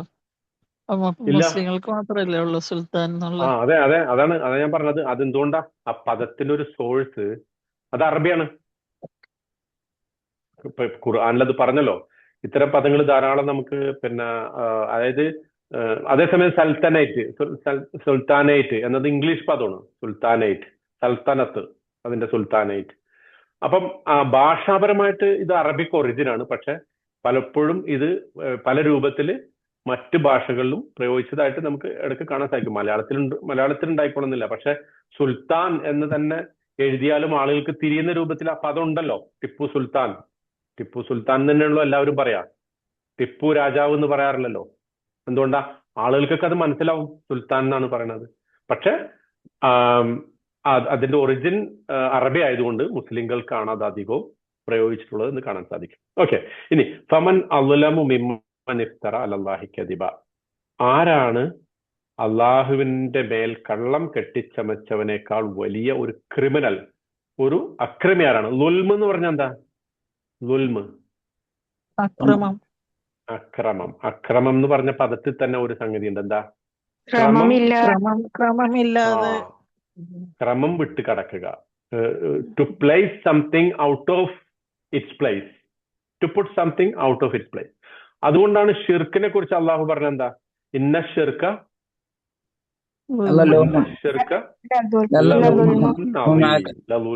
അലീം. അതെ, ഷിർക്ക് ഏറ്റവും വലിയ അക്രമമാണ്. എന്തുകൊണ്ടാണ് ഷിർക്ക് അക്രമാവുന്നത്? നമ്മുടെ ആരാധന, നമ്മുടെ അനുസരണം, നമ്മുടെ വിധേയത്വം ആർക്കായിരിക്കണം? അള്ളാഹുവിനാകണം. അതാണ് ക്രമം. അത് വിട്ട് അള്ളാഹുവിന്റെ പരിധി വിട്ട് മറ്റുള്ളവർക്ക് അത് കൊടുക്കുമ്പോ അത് അക്രമമാണ്, ക്രമം വിടുകയാണ്. മനസ്സിലാവുന്നുണ്ടോ? അതുകൊണ്ടാണ് അത് ലുൽമ്. ഒരാളോട് നീ എന്നോട് ലുൽമ ചെയ്യലേ എന്ന് പറഞ്ഞാൽ അതിന്റെ അർത്ഥം എന്താ? നീ എന്നോട് ലുൽമ ചെയ്യൽ, നീ എന്നോട് എനിക്ക് കിട്ടേണ്ട അവകാശം നിഷേധിക്കുകയാണ് അല്ലെ? എന്നോട് മാന്യമായി പെരുമാറുക, എന്റെ വസ്തു എനിക്ക് തന്നെ ആയിരിക്കാതെ എന്നിൽ നിന്ന് നീ എടുക്കാതിരിക്കുക, അതാണ് ക്രമം. പക്ഷെ അത് വിട്ട് എന്നിൽ നിന്ന് അക്രമമായിട്ട് എടുക്കുമ്പോൾ അത് ലുൽമാകുന്നു. അതുകൊണ്ടാണ് ഇത്തഖുൽ ലുൽമ്, നിങ്ങൾ ലുൽമിനെ സൂക്ഷിക്കണം. അല്ലെങ്കിൽ ഇയ്യാക്കും വൽ-ലുൽമ് ഫഇന്നൽ ലുൽമ ലുലുമാത്തുൻ യൗമൽ ഖിയാമ എന്ന് റസൂൽ സല്ലല്ലാഹു അലൈഹി വസല്ലം പറഞ്ഞിട്ടുണ്ട്. നിങ്ങൾ അക്രമത്തെ സൂക്ഷിക്കണം. ഒരാളോട്, ഒരു ചെറിയ ആളോട് പോലും അക്രമം ചെയ്യുന്നത്, വലിയ വലിയ രാജാക്കന്മാര് വലിയ അക്രമം ചെയ്യുമ്പോൾ നമ്മൾ ചിലപ്പോൾ ചെറിയ അക്രമം ചെയ്യും അല്ലെ? നമ്മുടെ ഒപ്പം ജീവിക്കുന്നവരോട്, നമ്മുടെ അടുത്ത അയൽവാസിയോട്, നമ്മുടെ ഓഫീസിൽ വർക്ക് ചെയ്യുന്നവരോടൊക്കെ അക്രമം ചെയ്യരുത്, അനീതി ചെയ്യരുത്. അങ്ങനെ ചെയ്താൽ അതെന്താകും? ഫഇന്നൽ ലുൽമ ലുലുമാത്തുൻ യൗമൽ ഖിയാമ, അന്ത്യനാളിൽ അത് അന്ധകാരമായിട്ട് മാറും. ചെയ്ത ഓരോ അക്രമവും തിരിച്ചു കൊടുക്കേണ്ടി വരും. ഒരാളെ അന്യായമായി അടിച്ചിട്ടുണ്ടെങ്കിൽ, ചീത്ത പറഞ്ഞിട്ടുണ്ടെങ്കിൽ, അയാളുടെ സ്വത്ത് എടുത്തിട്ടുണ്ടെങ്കിൽ, അയാളുടെ രക്തം ചിന്തിയിട്ടുണ്ടെങ്കിൽ അതിനൊക്കെ പകരം നാളെ പരലോകത്ത് നമ്മുടെ കർമ്മങ്ങൾ എടുത്ത് അവർക്ക് കൊടുക്കേണ്ടി വരും. അതുകൊണ്ടാണ് ഫഇന്നൽ ലുൽമ ലുലുമാത്തുൻ യൗമൽ ഖിയാമ എന്ന് പറഞ്ഞത്. അപ്പൊ അതിൽ നിന്നാണ് ഈ അൽലമു വന്നത്. അൽലമു ഏത് വസ്നാണ്? അഫ്അല വസ്നാണ് അല്ലെ? ഏതുപോലെ? ഇസ്മു തഫ്ളീൽ. അതെ, ഏതുപോലെ? ഒരു എക്സാമ്പിൾ പറഞ്ഞേ, മറ്റൊരു എക്സാമ്പിൾ. അക്രമ, അഹ്സന, അജ്മല എന്നൊക്കെ പറയുന്ന പോലെ. അതിന്റെ അർത്ഥം ഒരു കമ്പാരിറ്റീവ് ഡിഗ്രി നമ്മൾ ഇംഗ്ലീഷിൽ പറയും. അതായത് വേറെ ഒന്നിനേക്കാൾ വലിയത്. കമ്പാരിറ്റീവ് എന്നോ സൂപ്പർലെറ്റീവ് എന്നൊക്കെ പറയാം. സൂപ്പർലെറ്റീവ് അതായത് അള്ളാഹുവിന്റെ മേൽ കള്ളം കെട്ടിച്ചമച്ചവനേക്കാൾ വലിയ അക്രമി മറ്റാരുണ്ട്? അപ്പോ ശരിക്കും ഇവര് ഈ സംസാരിക്കുന്നതിന്റെ ഗൗരവം ഒന്ന് ആലോചിച്ച് നോക്കിയേ. രാജാവ് ഇവരെ ചോദ്യം ചെയ്യാണ്. നിങ്ങൾ നമ്മുടെ മതം വിട്ടിട്ട് എന്തിനാ? നമ്മുടെ ആഘോഷത്തിൽ എന്താ പങ്കെടുക്കാത്തത്? ഇവര് നേരെ തിരിച്ചു പറയാണ്, നിങ്ങളാണ് അക്രമം ചെയ്തത്, നിങ്ങളാണ് അള്ളാഹിന്റെ പേരിൽ കള്ളം കെട്ടിച്ചമച്ചത്, നിങ്ങൾക്കാണ് തെളിവില്ലാത്തത്, നിങ്ങളാണ് അള്ളാഹുവിനെ കൂടാതെ ഒരുപാട് ദൈവങ്ങളെ സ്വീകരിച്ചത്. ഇതൊക്കെ കൂടി ഒറ്റ വാചകത്തിൽ ഇവരങ്ങോട്ട് പറഞ്ഞ് ഫലിപ്പിക്കാണ്. അതിന്റെ ഒരു ഗൗരവം, see how serious it is. മനസ്സിലായോ? ആ ഒരു വലിയ ഒരു വാചകമാണ് അവര് പറയുന്നത് കേട്ടാ. ഓക്കെ. അപ്പൊ ഇതില് ഏറ്റവും പ്രധാനം അതാണ്. ഈ എന്തുകൊണ്ട് ഇവർക്ക് ഈ വാചകം, കാരണം എന്താ? അവിടെ അവരെ കാത്തിരിക്കുന്ന ശിക്ഷ എന്താ? രാജാവ് പറയുമോ, എന്നാ പിന്നെ നിങ്ങൾ ഈ വർത്താനമൊക്കെ പറഞ്ഞ സ്ഥിതിക്ക് വാ മക്കളെ, എന്റെ മജ്ലിസിലേക്ക് വാ, നല്ല മട്ടൻ ഖറൂഫും പിന്നെ ഇതൊക്കെ തരാന്നും പറഞ്ഞിട്ട് സ്വീകരിച്ചിരുത്തോ രാജാവ്? അതിനാണോ പോകാൻ പോണ? അവരെ ഖറൂഫാക്കും അല്ലെ? ആ, ഇവരെ ഖറൂഫാക്കാനുള്ള പരിപാടിക്കാണ് കൊണ്ടുപോകാൻ പോണത്. ഇവരാണ് എക്സിക്യൂട്ട് ചെയ്യാൻ പോണ. ആ എക്സിക്യൂഷനാണ് അവരെ കാത്തിരിക്കണത്. പക്ഷേ പറയുന്നതിനൊരു മടിയില്ല അല്ലെ? സയ്യിദ് കുത്തുബിനെ കുറിച്ച് പറഞ്ഞു കേട്ടിട്ടുണ്ട്. അദ്ദേഹത്തോട് പിന്നെ ഒരു മാപ്പ് എഴുതി കൊടുക്കാൻ പറഞ്ഞു അന്നത്തെ ഫാറൂഖ് രാജാവ്, ഈജിപ്തിലെ. അദ്ദേഹം കുറച്ച് പുസ്തകങ്ങളൊക്കെ എഴുതി. മാലിമു ഫി തരീഖ്, വഴിയടയാളങ്ങൾ എന്ന് പറഞ്ഞിട്ട് മലയാളത്തിലൊക്കെ ഉണ്ട്. അതുപോലെ അൽ ജിഹാദ് ഇതിനെ കുറിച്ചുള്ള പുസ്തകങ്ങളൊക്കെ എഴുതിയപ്പോ ഫാറൂഖ് രാജാവ് അദ്ദേഹത്തെ പിടിച്ച് തടവിലാക്കിയിട്ട് മാപ്പ് എഴുതി കൊടുക്കാൻ പറഞ്ഞു. അപ്പൊ അദ്ദേഹം പറഞ്ഞു, എന്റെ ഈ വിരല് നമസ്കാരത്തിൽ ലാ ഇലാഹ ഇല്ലല്ലാ പറയുമ്പോൾ ഇങ്ങനെ ഉയർത്തുന്ന ഈ വിരല് വെച്ചിട്ട് ഞാൻ ഒരിക്കലും ഒരാൾക്കും മാപ്പ് എഴുതി കൊടുക്കൂല. അതിന്റെ പേരിൽ തൂക്കുമരമാണെങ്കിൽ ആ പുഞ്ചിരിയോടെ ഞാൻ തൂക്കുമരത്തിലേക്ക് പോകും. മൗലാന മൗദൂദി സാഹിബ്, അദ്ദേഹം ലാഹോറിലൊരു ഇതിൽ സംസാരിച്ചുകൊണ്ടിരിക്കുമ്പോൾ അദ്ദേഹത്തിനെതിരെ ചില ആളുകൾ വെടിയുതിർത്തപ്പോ എല്ലാവരും പറഞ്ഞു, മൗലാന താങ്കൾ ഇരിക്കണം. അപ്പൊ അദ്ദേഹം പറഞ്ഞു, അഗർ മേ ബൈഠ് ജായ് തോ ഖടാ രഹേഗാ കോൻ, അഗർ മേ ബൈഠ് ജായ് തോ ഖടാ രഹേഗാ കോൻ. ഞാനെങ്ങാനും ഇരുന്നു പോയാൽ ആരാണ് എഴുന്നേറ്റ് നിൽക്കുക? ഇത് ഖാമു ഫഖാലു റബ്ബുന റബ്ബുസ് സമാവാത്ത്. അതാണ് ആ വർത്താനം. അവിടെ അള്ളാന്റെ വർത്താനം പറയാൻ എഴുന്നേറ്റ് നിൽക്കുമ്പോൾ ആരാണ് വെടിവെച്ചിട്ട് മൗദൂദ് സാഹിബിനോട് ഒരിക്കൽ കോടതിയിൽ അദ്ദേഹത്തെ തൂക്കാൻ വിധിച്ചിട്ട് കിടക്കുമ്പോ ആളുകൾ പറയുന്നുണ്ട്, പിന്നെ ഒരു മാപ്പ് എഴുതി കൊടുക്കാൻ. മാപ്പ് ഇതുപോലെ നേരത്തെ സെയ്ദ് കുത്തുബിനോട് പറഞ്ഞ പോലെ മാപ്പ് എഴുതി കൊടുത്താൽ വിടാം എന്ന് പറഞ്ഞു. അപ്പൊ അദ്ദേഹം ആ മാപ്പ് എഴുതി കൊടുക്കാൻ വന്ന് പറഞ്ഞ ഗവൺമെന്റിന്റെ വക്താവിനോട് പറഞ്ഞു, മൗത്ത് കാ ഫൈസല ആസ്മാൻ മെ ഹോത്താ ഹെ ന ജമീൻ പർ. മൗത്ത് കാ ഫൈസല ആസ്മാൻ മെ ഹോത്താ ഹെ. മരണത്തിന്റെ വിധി എവിടെയാണ് തീരുമാനിക്കപ്പെടുക? ആകാശ ലോകത്താണ്. ന ജമീൻ പർ, ഭൂമിയിലല്ല. അപ്പൊ ചരിത്രത്തിൽ ഉടനീളം പ്രവാചകന്മാരാകട്ടെ, സഹാബികളാകട്ടെ, താബീങ്ങളാകട്ടെ, ഈ ആധുനിക കാലഘട്ടത്തിലേക്ക് വരുമ്പോൾ പോലും സത്യത്തിന് വേണ്ടി എഴുന്നേറ്റ് നിൽക്കുന്ന ആളുകൾ തൂക്കുകയറിനെ പേടിക്കില്ല, മരണത്തെ പേടിക്കില്ല. ഇന്നിപ്പം നമുക്കിപ്പോ ഒരു പൗരത്വം പോകുന്നു കേൾക്കുമ്പോഴേക്കും നമ്മൾ പേടിച്ചിട്ട് എല്ലാവരും എസ് ഐ ആർ ചെയ്യണോട്ടാ. എസ് ഐ ആർ ചെയ്യേണ്ടെന്നല്ല ഈ പറയണം. നമുക്കൊക്കെ പേടിയാണ് അല്ലേ? എന്നാ പിന്നെ എന്താ ചെയ്യാന്നുള്ള പൗരത്വം, നമ്മുടെ സ്വത്ത്, വഖഫ്, ബുൾഡോസർ, ഇതൊക്കെ കേൾക്കുമ്പോൾ നമ്മൾ യഥാർത്ഥത്തിൽ സത്യത്തിലാണ് എങ്കിൽ ആ വർത്തമാനം പറഞ്ഞു ഉറച്ചു നിൽക്കാൻ നമുക്ക് ധൈര്യം ഉണ്ടാവണം. കാരണം അന്തിമമായിട്ട് എന്താ ഉള്ളത് ഈ ഭൂമിയിൽ? മരണം അല്ലെ? അതല്ലേ ഏറ്റവും ലാസ്റ്റ് സംഭവിക്കുക. അപ്പൊ ഇനിയിപ്പോ ഇങ്ങനെയൊക്കെ പേടിച്ച് രക്ഷപ്പെട്ടാൽ ജീവിച്ചിരിക്കോ എല്ലാ കാലത്തും? എത്ര കാലം ജീവിച്ചിരിക്കും? കുറച്ചു കാലം, വളരെ കുറച്ചു കാലം. പരമാവധി പോയാൽ 100 വയസ്സ്. 100 വയസ്സ് വരെ ഒന്ന് ജീവിച്ചാൽ പിന്നെ അതിന് വലിയ കാര്യമൊന്നുമില്ല, കഥയൊന്നുമില്ല. അപ്പോ ഇത് അള്ളാഹ് തന്നെ ഭൂമിയിൽ പറഞ്ഞിട്ടുണ്ട്. വലനബ്ലുവന്നകും ബിശൈഇൻ മിനൽ ഖൗഫി വൽ ജൂഇ വനഖ്സിൻ മിനൽ അംവാലി വൽ അൻഫുസി വസ്സമറാത്ത് ഫബശ്ശിരിസ് സ്വാബിരീൻ അല്ലദീന ഇദാ അസാബത്തുഹും മുസീബത്തുൻ ഖാലൂ ലില്ലാഹി വ ഇന്നാ ഇലൈഹി റാജിഊൻ. ഇന്നാ ലില്ലാഹി വ ഇന്നാ ഇലൈഹി റാജിഊൻ. നമ്മളൊക്കെ അള്ളാഹ്ക്കുള്ളതാണ്. ഈ ഭൂമിയും ഈ സ്വത്തും ഇതൊക്കെ കെട്ടിപ്പിടിച്ച് ഇവിടെ ഇങ്ങനെ എല്ലാ കാലവും ഇരിക്കാൻ പറ്റില്ലല്ലോ. നമുക്ക് കുറെ ഭൂമി കിട്ടിയിട്ടുണ്ടെങ്കിൽ ഇത് ആരുടെയോ ആയിരുന്നു പണ്ട്. നമ്മളിപ്പോ ഒരു വീട്ടിൽ താമസിക്കുന്നതിന് അതിന് മുമ്പ് ആരുടെയൊക്കെയോ വീടായിരുന്നു. നമുക്ക് കിട്ടി, തൽക്കാലം നമ്മൾ താമസിക്കുന്നു, നമ്മൾ പോണം. അപ്പോ ഈ ഒരു കൺസെപ്റ്റ് യഥാർത്ഥത്തിൽ നമ്മൾ ഇന്റേണലൈസ് ചെയ്താൽ അവിടെ വെച്ച് നമുക്ക് പറയാൻ തോന്നുന്ന വർത്തമാനങ്ങളാണ് ഈ യുവാക്കൾ പറയുന്നത്. അവർക്കറിയാം ഇതിനു ശേഷം നമ്മളെ കാത്തിരിക്കുന്നത്, നമ്മളെ ഷവർമ ആക്കാൻ പോവാണ്, നമ്മളെ ഷവർമയിലേക്ക് കൊണ്ടുവരുന്ന അവർക്ക് അറിയാം. പക്ഷെ അവര് പറയാണ്, ഫമൻ അദ്ലമു മിമ്മൻ ഇഫ്തറ അലല്ലാഹി കദിബ. അള്ളാന്റെ മേലെ കള്ളം കെട്ടിച്ചമക്കാൻ നിങ്ങൾക്ക് എങ്ങനെ ധൈര്യം വരുന്നു എന്ന ചോദ്യം അവരവിടെ ഉന്നയിക്കുകയാണ്. ഓക്കെ, ഇത് നോക്കൂ. ഇത് ഇവർക്ക് പറയാൻ പറ്റിയത് എന്തുകൊണ്ടാണെന്നറിയോ? ഇതിനു മുമ്പ് ഇവർ പ്രാർത്ഥിച്ചത് എന്താ? ഞാൻ പറഞ്ഞല്ലോ നേരത്തെ 10, 11, 12 ആയത്തുകൾ. അതിന്റെ വിശദീകരണമാണ് ആദ്യം പറഞ്ഞ 10ാമത്തെ ആയത്തിന്റെ വിശദീകരണമാണ് തൊട്ടുടനെ വരുന്നത്. 10ാമത്തെ ആയത്തിൽ അവരെന്താ ചോദിച്ചത്? ഇത് അവൽ ഫിത്യത്തു ഇലൽ കഹ്ഫി ഫഖാലു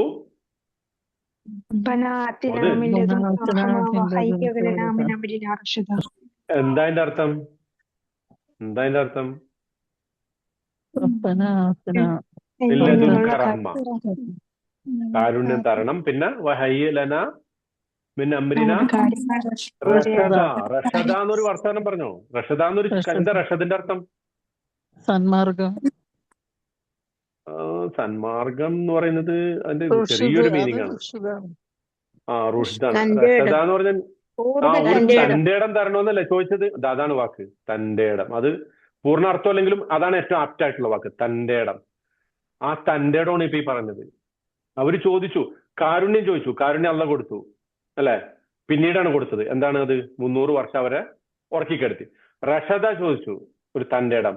ആ തന്റെ ഇടം ഇവർക്ക് എപ്പോഴാ പ്രകടിപ്പിക്കാൻ പറ്റിയത്?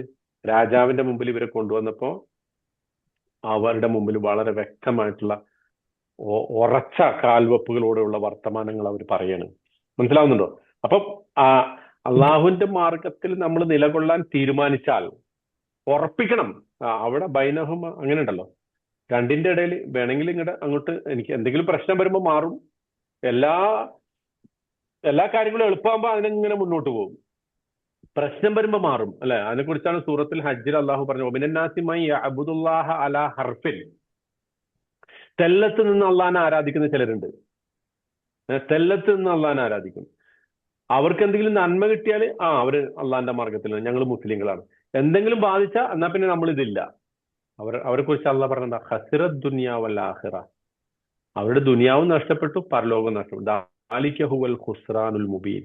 അതാണ് ഏറ്റവും പ്രകടമായിട്ടുള്ള നഷ്ടം. ഓക്കെ, അപ്പൊ അതാണ് ഇതിന്റെ ഏറ്റവും വളരെ സുപ്രധാനമായിട്ടുള്ളത്. ഇനി ഇതിന്റെ കുറച്ചൊരു ഗ്രാമറിലേക്ക് നമുക്ക് പോകണം. ഇപ്പൊ ഹാ ഉലായി കൗമുന എന്ന് പറയുമ്പോ അവിടെ ഒരു നമ്മൾ പറഞ്ഞല്ലോ, ഇസ്മു ഇഷാറയാണ് ഹാ ഉലായി. അത് രണ്ടും കൂടെ ചേർന്നതാണ് അതിന്റെ മുബത്തദ.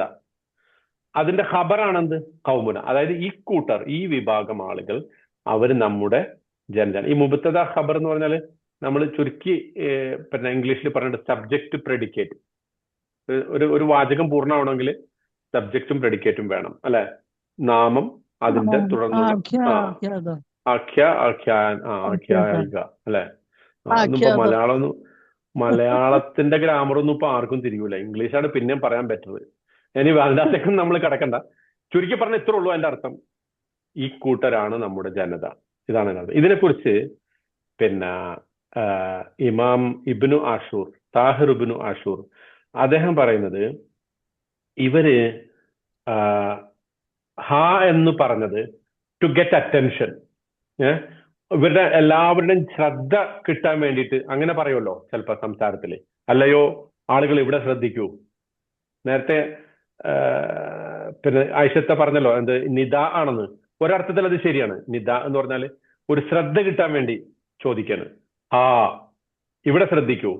ഉലായി ഖൗമുന, ഇവര് നമ്മുടെ ജനത. അങ്ങനെ അവർ പറഞ്ഞതിന്റെ ഉദ്ദേശം എന്താണെന്ന് വെച്ചാൽ അദ്ദേഹം പറയുന്നത്, നോക്കൂ, നമ്മളൊക്കെ ഒന്നാണ്. നിങ്ങളും നമ്മളൊക്കെ ഒന്നാണ്. ഞങ്ങൾ വ്യത്യസ്തരാകുന്നത് ഞങ്ങൾക്ക് പ്രത്യേകത എന്തെങ്കിലും ഉള്ളത് കൊണ്ടല്ല, മറിച്ച് ഞങ്ങൾ വ്യത്യസ്തരാകുന്നത് ഞങ്ങൾക്ക് യഥാർത്ഥ സത്യം ബോധ്യപ്പെട്ടിരിക്കുന്നു. പക്ഷെ അതിന്റെ അർത്ഥം ഞങ്ങൾ നിങ്ങളിൽ നിന്ന് മാറി നിൽക്കുന്ന ഒരാളല്ല. നമ്മളും നിങ്ങളും ഒക്കെ ഒന്നാണ്. ഇത് അങ്ങനെ പറയുമ്പോൾ ഉണ്ടാകുന്ന ഇഫക്റ്റ് ആലോചിച്ച് നോക്കിയേ. നേരെ മറിച്ച് നമ്മൾ പറയാണ്, നിങ്ങളുമായിട്ട് ഞങ്ങൾക്കൊരു ബന്ധമില്ല, നിങ്ങൾക്ക് നിങ്ങളുടെ മതം അങ്ങനെ പറഞ്ഞിട്ടുണ്ടല്ലോ ഖുറാനില്, ലക്കും ദീനുക്കും വലിയ ദീൻ. പക്ഷെ അത് എപ്പോഴാ പറയേണ്ടത്? പറയേണ്ടതെന്നുള്ള വേറെ കോണ്ടെക്സ്റ്റ് തന്നെയാണ്. എല്ലാ പ്രവാചകന്മാരും സ്വന്തം ജനതയെ വിളിച്ചപ്പോ കൗമി, യാ കൗമി, അല്ലെങ്കിൽ യാ കൗമന, ഞങ്ങളുടെ ജനതയെ, ഞങ്ങളുടെ ആളുകളെ എന്നേ പറഞ്ഞിട്ടുള്ളൂ. So that's very important. ഇതാണ് ഇമാം ഇബ്നു ആഷൂർ പറയുന്ന വളരെ സുപ്രധാനമായിട്ടുള്ള ഒരു പോയിന്റ്. പിന്നെ കൗമ് എന്നുള്ള പദം പുരുഷന്മാർക്കും പറഞ്ഞിട്ടുണ്ട്. പുരുഷന്മാർക്ക് മാത്രമായിട്ട് ഖുർആനിൽ പ്രയോഗിച്ചിട്ടുണ്ട്. ഒരു സ്ഥലം, അതിനൊരു എക്സാമ്പിൾ സൂറത്തുൽ ഹുജറാത്തില്, ലാ യസ്ഖർ ഖൗമും മിൻ ഖൗമിൻ അസാ യകൂനു ഖൈറൻ മിൻഹും വലാ നിസാഉം മിൻ നിസാഇൻ അസാ യകുന ഖൈറൻ മിൻഹുന്ന. ഓർക്കണ്ടോ? നമ്മൾ സൂറത്തുൽ ഹുജറാത്ത് പഠിച്ചാണല്ലോ അല്ലെ? ഇനി പഠിക്കാത്ത ആളുകളും വേറെ എവിടെയെങ്കിലും ഒക്കെ പഠിച്ചിട്ടില്ല. എന്താ അതിന്റെ അർത്ഥം? ലാ യസ്ഖർ ഖൗമും മിൻ ഖൗമിൻ. ഒരു വിഭാഗം ജനങ്ങൾ മറ്റൊരു വിഭാഗത്തെ പരിഹസിക്കരുത്. ജനങ്ങൾ എന്നാണോ അവിടെ കൗമിന്? അങ്ങനെയാണെങ്കിൽ പിന്നെ വലാ നിസാഉം മിൻ നിസാ എന്ന് പറയുന്നുണ്ടല്ലോ. അവിടെ പുരുഷന്മാരെന്നാണ്. പുരുഷന്മാരെന്ന് അർത്ഥം. വൈ പുരുഷന്മാർ? ഒരു വിഭാഗം പുരുഷന്മാര് മറ്റൊരു വിഭാഗം പുരുഷന്മാരെ കളിയാക്കരുത്. ഒരു പരിഹസിക്കരുത്. വിഭാഗം സ്ത്രീകളും മറ്റൊരു വിഭാഗം സ്ത്രീ. എന്തുകൊണ്ടാണ് കൗം എന്നുള്ള പദം പുരുഷന്മാർക്ക് വേണ്ടിയിട്ട് പ്രയോഗിച്ചത് എന്നതിനെ കുറിച്ച് ഒരു വിശദീകരണം ഉള്ളത്. സാധാരണഗതിയിൽ ഒരു കുടുംബത്തിനൊരു നായകൻ ഉണ്ടാവും, അല്ലെ? കുടുംബത്തിനൊരു നായകൻ ഉണ്ടാവും. ആ നായകൻ സാധാരണഗതിയിൽ പുരുഷന്മാരായിരിക്കും. തിരിച്ചു ആവാം, ചിലപ്പോൾ സ്ത്രീകളും ആയി വരാം. പക്ഷെ കോമൺലി അതാരായിരിക്കും? ഏത് സൊസൈറ്റിയിലും അത് പുരുഷന്മാരായിരിക്കും. Why? That is the role Allah gave to them. Allah കൊടുത്ത ഒരു റോളാണത്. അതിനെ നമ്മൾ ഇക്വാലിറ്റിയുടെ പേരിലോ ജെൻഡർ ന്യൂട്രാലിറ്റിയുടെ പേരിലോ നിഷേധിച്ചിട്ട് കാര്യമില്ല. That's it. അതിന് മെയിൽ ഷോവനിസം എന്നോ പുരുഷ മേധാവിത്വം എന്നോ ഒന്നും പറയേണ്ട ആവശ്യമൊന്നുമില്ല. ആ റോളാണത്. ആ റോളിന് അതിൻ്റെതായ ഉത്തരവാദിത്വമുണ്ട്, അതിൻ്റെതായ ബാധ്യതയുണ്ട്. ഓക്കെ. അപ്പോ ഒരു കുടുംബത്തെ മൊത്തം അഡ്രസ് ചെയ്യാൻ എന്ത് പറഞ്ഞാൽ മതി? കൗമെന്ന് പുരുഷന്മാർക്ക് പ്രയോഗിച്ചാൽ മതി. അപ്പോ മൊത്തം കുടുംബത്തിൽ നിങ്ങൾ ആരെയും പരിഹസിക്കരുത് എന്ന ഒരു മീനിങ് കൂടി അതിനുണ്ട് എന്നതാണ് ഒരു വ്യാഖ്യാനം. അതുകൊണ്ടാണ് പുരുഷന്മാർ എന്ന് പറഞ്ഞതിന് പകരം കൗം എന്ന് പ്രയോഗിച്ചത്. കാരണം ആ കുടുംബനാഥൻ അഡ്രസ് ചെയ്യുന്നതോടുകൂടി അതെന്തായി? മൊത്തം കുടുംബത്തിന് ബാധ. പിന്നെ സ്ത്രീകളെ പ്രത്യേകം എടുത്തു പറഞ്ഞു. കാരണം അത് പ്രത്യേകമായി പറയേണ്ട ഒരു വിഷയമാണ്. പരിഹാസം വാക്കുകൾ എല്ലാം രണ്ട് വിഭാഗത്തിലും രണ്ട് രൂപത്തിലാണ്. നമ്മൾ സൂറത്തുൽ ഹുജറാത്ത് വിശദീകരിക്കാൻ എന്റെ ലക്ഷ്യമല്ല, പക്ഷെ എന്നാലും അങ്ങനെയാണ്. ആണുങ്ങൾ പരിഹസിക്കുന്ന രൂപത്തിലല്ല പെണ്ണുങ്ങൾ പരിഹസിക്കുക. ആണോ? അതൊരു ഡിബേറ്റിന് വെക്കാൻ പറ്റിയ വിഷയമാണ്, അല്ലെ? ആണുങ്ങൾ പരിഹസിക്കുന്ന പോലെയാണോ? ആണുങ്ങളും പരിഹസിക്കും, പെണ്ണുങ്ങളും പരിഹസിക്കും. പക്ഷെ ആണുങ്ങൾ പരിഹസിക്കുന്ന അതേ വാചകത്തിലും അതേ സ്റ്റൈലിലും ആണോ പെണ്ണുങ്ങൾ പരിഹസിക്കുക? അല്ല. ആണോ? പരിഹസിക്കുന്ന ഒറ്റ ഭാഷയുള്ള. ഓക്കെ, അത് നമുക്ക് വേറെ ഡിസ്കസ് ചെയ്യാം. പെണ്ണുങ്ങൾ ചിലപ്പോൾ നോക്കിയാൽ മതിയാവും, അത് പരിഹാസമായിട്ട് മാറും ചിലപ്പോ. ഞാനത് ഏതെങ്കിലും അർത്ഥത്തിൽ ആക്ഷേപിക്കാൻ പറയല്ല കേട്ടോ. ആരെ ആക്ഷേപിക്കൽ എന്റെ ഉദ്ദേശമല്ല. സൊസൈറ്റിയിൽ ഞാൻ ചിലപ്പോൾ ഉദാഹരണമൊക്കെ പറഞ്ഞാൽ ഒരുപാട് കൂടി പോകും, അതുകൊണ്ട് അതിൻ്റെ അകത്തേക്ക് പോകുന്നില്ല. നിങ്ങൾ തന്നെ ആലോചിച്ചാൽ മതി. ആണുങ്ങളുടെ പരിഹാസം അവരെ നോട്ടം കണ്ടില്ലേ എന്ന് പറയൂ, അല്ലേ? അതാണ് അത് നിങ്ങളുടെ തന്നെ വരച്ചതാണ് ഞാൻ വിചാരിച്ച് കാത്തിരിക്കണം. നിങ്ങളുടെ അടുത്ത് തന്നെ വരട്ടെ അതൊക്കെ, അല്ലേ? ശരിയല്ലേ ഞാൻ പറയണ? Is it correct? ആരും മിണ്ടല്ല. പറഞ്ഞതിൽ ഒബ്ജക്റ്റ് ആയിട്ടെന്ന് തോന്നുന്നുണ്ട് എല്ലാവർക്കും. ഓക്കെ, എനിവേ അത് വേറെ വിഷയമാണ്. ഞാൻ കൗം എന്ന് പദം പറയുവാനാണ് അത് പറഞ്ഞത്. ഏതായാലും സൂറത്തുൽ ഹുജറാത്ത് ഒന്നും കൂടെ എടുക്കാൻ ഭാഗ്യമുണ്ടെങ്കിൽ ഇൻഷാ അല്ലാഹ് നമുക്ക് അത് എന്ത് ചെയ്യാം, വിശദീകരിക്കാം കേട്ടോ. അതിനകത്തേക്ക് ഞാൻ പോയാൽ അത് ഇത്തിരി ഡീപ്പാണ്. അതുകൊണ്ട് പിന്നെ മാത്രമല്ല അതിന് ഒരുപാട് വിശദീകരണം ഞാൻ തരേണ്ടി വരും. ചിലപ്പോൾ നിങ്ങൾ തന്നെ തൂക്കും. കൊണ്ട് അപ്പൊ അതിനകത്തേക്ക് പോകുന്നില്ല. ഓക്കെ, എനിവേ അപ്പോ ഈ കൗം എന്ന് പറയുന്നത്. പിന്നെ അർറിജാലു ഖവ്വാമൂന അലൻ നിസാ, സൂറത്തുൻ നിസായില് അള്ളാഹു പറഞ്ഞിട്ടുണ്ട്, അല്ലെ? അർറിജാലു ഖവ്വാമൂന അലൻ നിസാ. ഏറ്റവും കൂടുതൽ തെറ്റിദ്ധരിക്കപ്പെട്ട ഒരായത്തെന്ന് വേണമെങ്കിൽ പറയാം. ആണുങ്ങൾക്ക് വേണ്ടിയും പെണ്ണുങ്ങള് പിന്നെ ഖുർആന്റെ പുരുഷ മേധാവിത്വം കാണിക്കാൻ വേണ്ടിയൊക്കെ തെറ്റായി ഉദ്ധരിക്കുന്ന ഒരു ആയത്താണ് ഖവ്വാമൂന. അവിടെ കൗമ് ശരിക്കും നേരത്തെ ഞാൻ പറഞ്ഞ പോയിന്റ് ആണത്. എന്താണത്? ഒരു കുടുംബ നായകത്വം അള്ളാഹു പുരുഷന്മാരെ ഏൽപ്പിച്ചു. അത് പിന്നെ സ്ത്രീകൾക്ക് എക്സ്ട്രാ ബേർഡൻ ആകേണ്ടതില്ല. സ്ത്രീകൾക്ക് എന്തെങ്കിലും സമ്പാദിക്കാനോ അധ്വാനിക്കാനോ ഒക്കെ വകുപ്പുണ്ടെങ്കിൽ അത് അവർക്ക് മാത്രം ഉപയോഗിക്കാം. അവർ കുടുംബത്തിന് വേണ്ടി ചെലവഴിക്കേണ്ടതില്ല. കാരണം ഇതിന് തൊട്ടു വരുന്ന വാചകം അതാണ്. എന്തുകൊണ്ടാണ് പുരുഷന്മാര് കുടുംബത്തിന്റെ നായകനാവണം? അള്ളാഹു അവർക്ക് നൽകിയതിൽ നിന്ന് അവർ ചെലവഴിക്കുന്നത് കൊണ്ടാണ് അവർ നായകന്മാരാവണം. എന്ന് പറഞ്ഞാൽ ചെലവഴിക്കൽ ബാധ്യത ഉള്ളത് അവർക്കാണ്. സ്ത്രീകൾ ചെലവഴിക്കുകയേ വേണ്ടതില്ല. എന്തെങ്കിലും തരുന്നുണ്ടെങ്കിൽ ജോലിയുള്ള സ്ത്രീകൾ എത്ര ഉണ്ട് ഇതിനകത്ത്? ജോലിയുള്ള സ്ത്രീകൾ കൈവൊക്കെ കാണൂല, ആരുടെയും വീഡിയോ ഇല്ല. അവരോട് പറയണം, നിങ്ങൾ ഒന്നും വീട്ടിൽ കൊടുക്കണ്ട. ഒരു കുടുംബകലഹം ഉണ്ടാക്കട്ടെ ഞാൻ. നിങ്ങൾ ജോലി ചെയ്തിട്ട് കിട്ടുന്ന ഒരു പൈസയും വീട്ടിൽ കൊടുക്കേണ്ടതില്ല, കൊടുക്കാൻ ബാധ്യസ്ഥരല്ല. ഇനി നിങ്ങൾ എന്തെങ്കിലും കൊടുക്കുന്നുണ്ടെങ്കിൽ അത് നിങ്ങളുടെ ഇഷ്ടമാണ്. അതുകൊണ്ടാണ് നിങ്ങൾക്ക് ആ ബാധ്യത തരാത്തത്. ഖവ്വാമൂന എന്ന് പറയും. അതുകൊണ്ടാണ് നിങ്ങൾക്ക് ഓരോ ഓഹരി നിശ്ചയിച്ചത്. ആ ഓരോ ഓഹരി നിങ്ങൾക്ക് മാത്രം പുട്ടടിക്കാനുള്ളതാണ്. പുരുഷന് കിട്ടുന്ന 2 ഓഹരിന്ന് കുടുംബത്തിന് വേണ്ടി ചെലവഴിക്കണം, സഹോദരിമാരെ അവരെങ്ങാനും വിധവകളായ അവരെ നോക്കണം, പാപ്പാനും ഉമ്മാനും നോക്കണം. ഈ രണ്ടു ഓഹരി മതിയാവൂല. അപ്പോ അനന്തരാവകാശം പറയണ ഈ രണ്ടു ഓഹരി ചിലപ്പോൾ മതിയാവൂല. പക്ഷെ പടച്ചവൻ ഔദാര്യവാനും നീതിമാനും ആയതുകൊണ്ട് 2 കൊടുത്തു. എന്നിട്ട് പുരുഷനോട് ഇതൊക്കെ നീ നോക്കിക്കോ, ഈ 2 സ്ത്രീയോട് പറഞ്ഞ് നിനക്ക് കിട്ടുന്ന ഓരോ ഓഹരിന്ന് നീ മാത്രം, നിന്റെ കാര്യം മാത്രം, ആർക്കും കൊടുക്കണ്ട. ആരാണ് കൂടുതൽ വിഹിതത്തിന് അർഹരാരാണ്? ആണാണോ പെണ്ണാണോ? ആണിനാണ് വിഹിതം. പക്ഷെ കൂടുതൽ കിട്ടുന്നത് ആർക്കാ? കൂടുതൽ സേവ് ചെയ്യാൻ പറ്റുന്ന ആർക്കാ? പെണ്ണിനാണ്. അതിലൊരു സംശയമില്ല. ഓക്കെ, എനിവേ അത്തരം വിഷയങ്ങളൊക്കെ ഭയങ്കര വേറെ ചർച്ച ചെയ്യേണ്ട വിഷയമാണല്ലേ, നമ്മൾ ഇതിന്റെ അകത്ത് കെട്ടിക്കൊടുക്കണ്ട. ഓക്കെ, എനിവേ കൗമെന്നാണ് നമ്മൾ പോകുന്നത്. ഇതൊക്കെ കൗമെന്നുള്ള ഒറ്റ പദമാണ് ഈ പ്രശ്നത്തിനെല്ലാം കാരണം കേട്ടാ. കാമ യഖൂമു, നിൽക്കുക എന്നുള്ള അതാണ് അതിന്റെ അടിസ്ഥാനം. ഒരു സംഗതിയിൽ നേരായിട്ട് നിലകൊള്ളുക. അതാണല്ലോ ഇത് കാമു ഫഖാലു റബ്ബുന, നിന്റെ തൊട്ടുമുമ്പത്തെ ആയത്തിൽ പറഞ്ഞത്. അവർ എഴുന്നേറ്റ് നിന്നപ്പോ ഒരു ജനതയെ കൗമെന്ന് പറയാൻ കാരണം ആ ജനതയെ നിലനിൽക്കുന്ന, അതായത് എഴുന്നേറ്റ് നിൽക്കാൻ ശേഷിയുള്ള ഒരു വിഭാഗത്തിനാണ് നമ്മൾ ആ അർത്ഥത്തിൽ ജനത എന്ന് പറയുക കേട്ടാ. അത് ഓരോ ജനതയ്ക്കും ഒരു പ്രൈഡ് ഉണ്ട് അല്ലെ.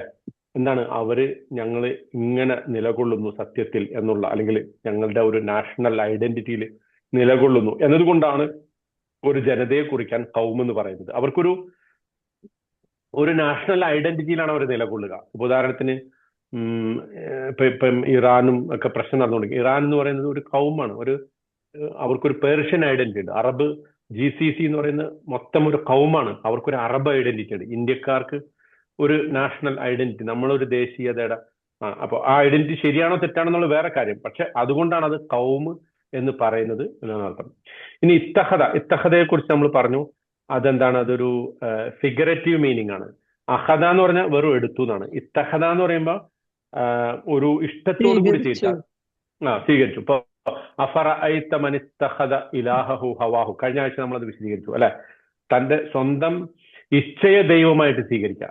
ഇച്ഛ എന്ന് പറഞ്ഞാൽ എന്റെ മനസ്സ് എന്താണോ പറയണത് അതാണ് എനിക്കിഷ്ടം. ഇപ്പോഴത്തെ കാലത്ത് ഈ സെൽഫ് ലവിന്റെ കാലമുള്ളൂ. സെൽഫ് ലവ് തെറ്റായി വരുന്ന ഒരു സംഗതിയുണ്ട്, ശരിയായി വരുന്ന രീതി. ശരിയായി വരുന്ന രീതി എന്താന്ന് വെച്ചാല് എനിക്ക് ഇന്ന ജസദിക്ക അലൈക്ക ഹഖ്, നിന്റെ ശരീരത്തിന് നിനക്ക് ചില അവകാശമുണ്ട്. ആ അവകാശം കൊടുക്കുമ്പോൾ അത് സെൽഫ് ലവ്, കറക്റ്റായ സെൽഫ് ലവ് ആണ്. പക്ഷെ ഇന്നിപ്പോ വ്യാപകമായിട്ട് ഈ ഇൻസ്റ്റാഗ്രാമിൽ ഇൻഫ്ലുവൻസേഴ്സ് പറയുന്ന ഒരു സെൽഫ് ലവ് ഉണ്ട്. അതെന്തെന്നാ? ആ സെൽഫ് ലവ് എന്ന് പറയുന്നത് മറ്റുള്ളവരെ, ഇവൻ നാർസിസിസ്റ്റ്, ഇവൻ നെഗറ്റീവ്, ഇവൻ എന്താ പറയാ, എന്തൊക്കെയാ പറയാന് അല്ലെ, അവരുടെ ഒരു ഭാഷ ഉണ്ടല്ലോ അതിനൊക്കെ പലതരത്തിലുള്ള അല്ലെ. My father is A toxic person. പണ്ടൊക്കെ അത് ഭയങ്കര ഗുരുതരമായ തെറ്റാണ്. പക്ഷെ ഇന്നിപ്പോ അങ്ങനെയൊക്കെ പറഞ്ഞാൽ മതി. He's A narcissist, he's A toxic, അങ്ങനെയൊക്കെ പറയുമ്പോ തന്ത വൈബ് എന്നൊക്കെ പച്ച മലയാളത്തിൽ ഇംഗ്ലീഷും കൂടി ചേർത്തിട്ടൊക്കെ പറയാറില്ലേ. അത് സെൽഫ് ലവ് അല്ല. അതിനെ കുറിച്ച് എന്താ പറയാ, അഫറഅയ്ത മൻ ഇത്തഖദ ഇലാഹഹു ഹവാഹു എന്ന കാറ്റഗറിയിൽ അത് പെടാം. എനിക്ക് സന്തോഷം കിട്ടണം, മറ്റാരും എന്തായാലും കുഴപ്പമില്ല, മറ്റാർക്ക് എന്ത് സംഭവിച്ചാലും I want to be happy. അതാണ് ഇലാഹഹു ഹവാഹു. അവിടെ നമ്മൾ ഇത്തഹദ എന്ന പദം പ്രയോഗിക്കാം. അതിനാണ് നമ്മുടെ പോയിന്റ്. അതാണ് ഇത്തഹദ എന്ന് പ്രയോഗിക്കാൻ കാരണം സ്വന്തം ഇച്ഛയെ വളരെ സ്നേഹത്തോടു കൂടി അതിനെ മാത്രം വലിയ ഒരു സംഗതിയായിട്ട് സ്വീകരിക്കുമ്പോൾ അവിടെ ഇത്തഹദ എന്ന് പറയുന്നുണ്ട് കേട്ടോ. ഓക്കെ, ഇനി ഈ ലൗലാ യഅ്തൂന അലൈഹിം ബി സുൽത്താൻ, അലൈഹിം എന്ന് പറഞ്ഞല്ലോ. നമ്മൾ നേരത്തെ പറഞ്ഞു അത്ത വന്നു, അത്ത ബി എന്ന് പറഞ്ഞാല് കൊണ്ടുവന്നു. ഞാൻ ഒരു ഗ്ലാസ് വെള്ളം കൊണ്ടുവന്നു, എങ്ങനെ അറബി പറയാം? ഞാൻ ഒരു ഗ്ലാസ് വെള്ളം കൊണ്ടുവന്നു, എങ്ങനെ പറയും? അത്തൈത്തു ഒരു ഗ്ലാസ് അല്ലെങ്കിൽ ഒരു കപ്പ് പറയണം. അത്തൈത്തു ബിക്കൂബിൻ മിനൽ മാ അല്ലെങ്കിൽ ബികഅസിൻ മിനൽ മാ. അത്തൈത്തു ബികഅസിൻ മിനൽ മാ, ഞാൻ ഒരു ഗ്ലാസ് വെള്ളം കൊണ്ടു അല്ലെങ്കിൽ ഒരു കപ്പ് വെള്ളം കൊണ്ടുവന്നു. അപ്പോ അതിന്റെ മുമ്പ് ഈ ലൗലാ യഅ്തൂന ബി സുൽത്താൻ, അതാണ് അലൈഹിം. അലൈഹിം എന്നുള്ള വാക്കിന് അവിടെ ഒരു പ്രത്യേകമായ മീനിങ് ഉണ്ട്. അത് ശരിക്ക് അല എന്ന് പറഞ്ഞാൽ ഇൻ സപ്പോർട്ട് ഓഫ് ദം എന്നാണ്. അതായത് ഇൻ സപ്പോർട്ട് ഓഫ് ദം, ഈ ദൈവങ്ങൾ എങ്ങനെ ഈ ദൈവങ്ങൾ അള്ളാഹുവിനെ കൂടാതെ ദൈവങ്ങളായിട്ട് ഇവർ കുറെ പേരെ സ്വീകരിച്ചിട്ടുണ്ടല്ലോ. ആ സ്വീകരിച്ച ആളുകൾക്ക് അനുകൂലമായിട്ട് അലൈഹിം എന്ന് പറഞ്ഞ അതാണ്, അവർക്ക് അനുകൂലമായിട്ട് എന്തുകൊണ്ട് ഇവർ എന്തെങ്കിലും തെളിവ് കൊണ്ടുവരുന്നില്ല? അപ്പൊ ആ അലൈഹിമിന്റെ അർത്ഥം ഇൻ സപ്പോർട്ട് ഓഫ് ദം, ഈ ദൈവങ്ങൾക്ക് പിന്തുണ നൽകുന്ന വല്ല തെളിവും. അങ്ങനെ ഒരു മീനിങ് കിട്ടാൻ വേണ്ടിയിട്ടാണ് അലൈഹിം എന്ന് പറയുന്നത്. ഇപ്പൊ അതിന് എക്സാമ്പിൾ നമുക്ക് ഖുറാനിൽ ഇപ്പൊ കുത്തിബ അലൈക്കുമുസ്സിയാം, കുത്തിബ അലൈക്കുമുസ്സിയാം എന്താ അർത്ഥം? നോമ്പ് നിങ്ങൾക്ക് നിങ്ങളുടെ മേൽ നിർബന്ധമാക്കപ്പെട്ടിരിക്കും. അപ്പൊ അങ്ങനെ പറഞ്ഞ ഒരു സംഗതി അതാണ്. ഇനി വേറൊരു ഇൻട്രസ്റ്റിംഗ് സംഗതി ഇവിടെ, ശരിക്ക് ആലിഹത്ത് എന്ന് പറയുന്നത് സ്ത്രീലിംഗമാണോ പുല്ലിംഗമാണോ? ആലിഹത്ത് എന്നുള്ള പദം മുദക്കറാണോ മുഅന്നസാണോ? മുഅന്നസാണ്. അപ്പോ ശരിക്ക് വേണ്ടിയിരുന്ന എന്താ? ലൗലാ യഅ്തൂന അലൈഹിന്ന എന്നാണ് പറയേണ്ടിയിരുന്നത്, അല്ലെങ്കിൽ ഏറ്റവും ചുരുങ്ങിയത് അലൈഹ എന്നെങ്കിലും പറയേണ്ടിയിരുന്നു. അത് പറയാതെ അലൈഹിം എന്നാണ് ഇവിടെ പറഞ്ഞത്. ഇപ്പോ ഇബ്രാഹിം നബി അലൈഹിസ്സലാം ബിംബങ്ങളെ കുറിച്ച് പറഞ്ഞപ്പോ എന്താ പറഞ്ഞത്? റബ്ബി ഇന്നഹുന്ന അളലൽന കസീറൻ മിനന്നാസ്. റബ്ബേ, അവർ ഇന്നഹുന്ന എന്നാ പറഞ്ഞത്, ഈ ദൈവങ്ങൾ അളലൽന കസീറൻ മിനന്നാസ്, ധാരാളം ആളുകളെ വഴികേടിലാക്കിയിട്ടുണ്ട്. സൂറ ഇബ്രാഹിമിലെ 36-ാമത്തെ ആയത്തിൽ അത് അള്ളാഹു പറയുന്നുണ്ട് കേട്ടാ. ഇനി അതുപോലെ തന്നെ ഈ എല്ലാ നോൺ ലിവിങ് ആയിട്ടുള്ള ജമ്മു മുഅന്നസാണെന്നുള്ളതാണ്. നോൺ ലിവിങ് ആയിട്ടുള്ള എല്ലാ ജമ്മുകളും എന്താണ്? മുഅന്നസായിരിക്കും. ഏതുപോലെ മുഅന്നസാണ്.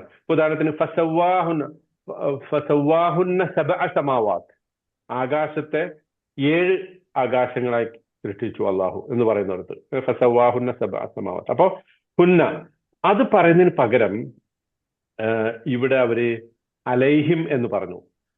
അപ്പൊ അതിന് ചില വിശദീകരണം പറയുന്നു. ഒന്ന് പറയുന്നത് ഇവര് മെയിൽ ഗോഡ്സിനെയാണ് ആരാധിച്ചിരുന്നത്. അതായത് ഉദാഹരണത്തിന് സിയൂസ്, അപ്പോളോ പോലുള്ള പുരുഷ ദൈവങ്ങളെയാണ് ഇവർ ആരാധിച്ചിരുന്നത്. മറിച്ച് ഇബ്രാഹിം നബിയുടെ കാലത്ത് അവർ വിഗ്രഹങ്ങളെയാണ് ആരാധിച്ചത്. വിഗ്രഹങ്ങൾ പലതും ദേവതകളുടെ പ്രതിനിധികളായിരുന്നു, അല്ലെങ്കിൽ ദേവതകളെ ചിത്രീകരിച്ച അവർക്ക് പകരമായിട്ടുണ്ടാക്കിയ ബിംബങ്ങളായിരുന്നു അത്. അതാണ് ഒരു ന്യായം പറയുന്നത്. രണ്ടാമത് പറയുന്നത് ഇതൊരു സർക്കാസ്റ്റിക് ആയിട്ട് പറഞ്ഞതാണ്. ഇത്രയും അതായത് ഒരു പരിഹാസത്തോടു കൂടി അവർ പറഞ്ഞതാണ്. കാരണം ഈ ജീവിച്ചിരിക്കുന്ന ഈ ദൈവങ്ങളൊക്കെ നിങ്ങൾക്ക് എന്തെങ്കിലും ഒരു തെളിവായിട്ട് കൊണ്ടുവരാൻ പറ്റുമോ എന്ന അർത്ഥത്തിൽ അവരെ ആക്ഷേപ രൂപത്തിൽ പറഞ്ഞതാണ് എന്നതാണ് രണ്ടാമത്തെ ഒരു വാദം. പക്ഷേ ആ ഇൻസൾട്ടിങ് ആണ് എന്ന് പറയുന്നതിന് നമ്മൾ നേരത്തെ പറഞ്ഞ പോലെ ന്യായമില്ല. കാരണം പ്രത്യേകിച്ച് ഇത്രയും ഒരു വളരെ എന്താ പറയാ ഒബ്ജക്റ്റീവ് ആയിട്ടുള്ളൊരു വാദം അവർ മുന്നിൽ വെക്കുമ്പോൾ അതിൻ്റെ അകത്ത് പരിഹാസത്തിന്റെ വാചകം കൊണ്ടുവരാന്ന് പറയുന്നത് പ്രാക്ടിക്കൽ അല്ല. അവരങ്ങനെ ചെയ്യാൻ ഒരു സാധ്യതയില്ല. അതുകൊണ്ട് ആദ്യം പറഞ്ഞ ആ ഒരു സംഗതിയാണ്, അതായത് പുരുഷ ദൈവങ്ങളെ വിളിച്ച് അവർ പ്രാർത്ഥിച്ചിരുന്നത് കൊണ്ടാണ് ലൗലായ തൂന അലൈഹിം എന്ന് പറയാൻ കാരണം, അലൈഹിന്ന എന്നതിന് പകരം അത് പറയാൻ കാരണം എന്ന കൺക്ലൂഷനിൽ എത്താനാണ് നമുക്ക് നല്ലത് കേട്ടാ.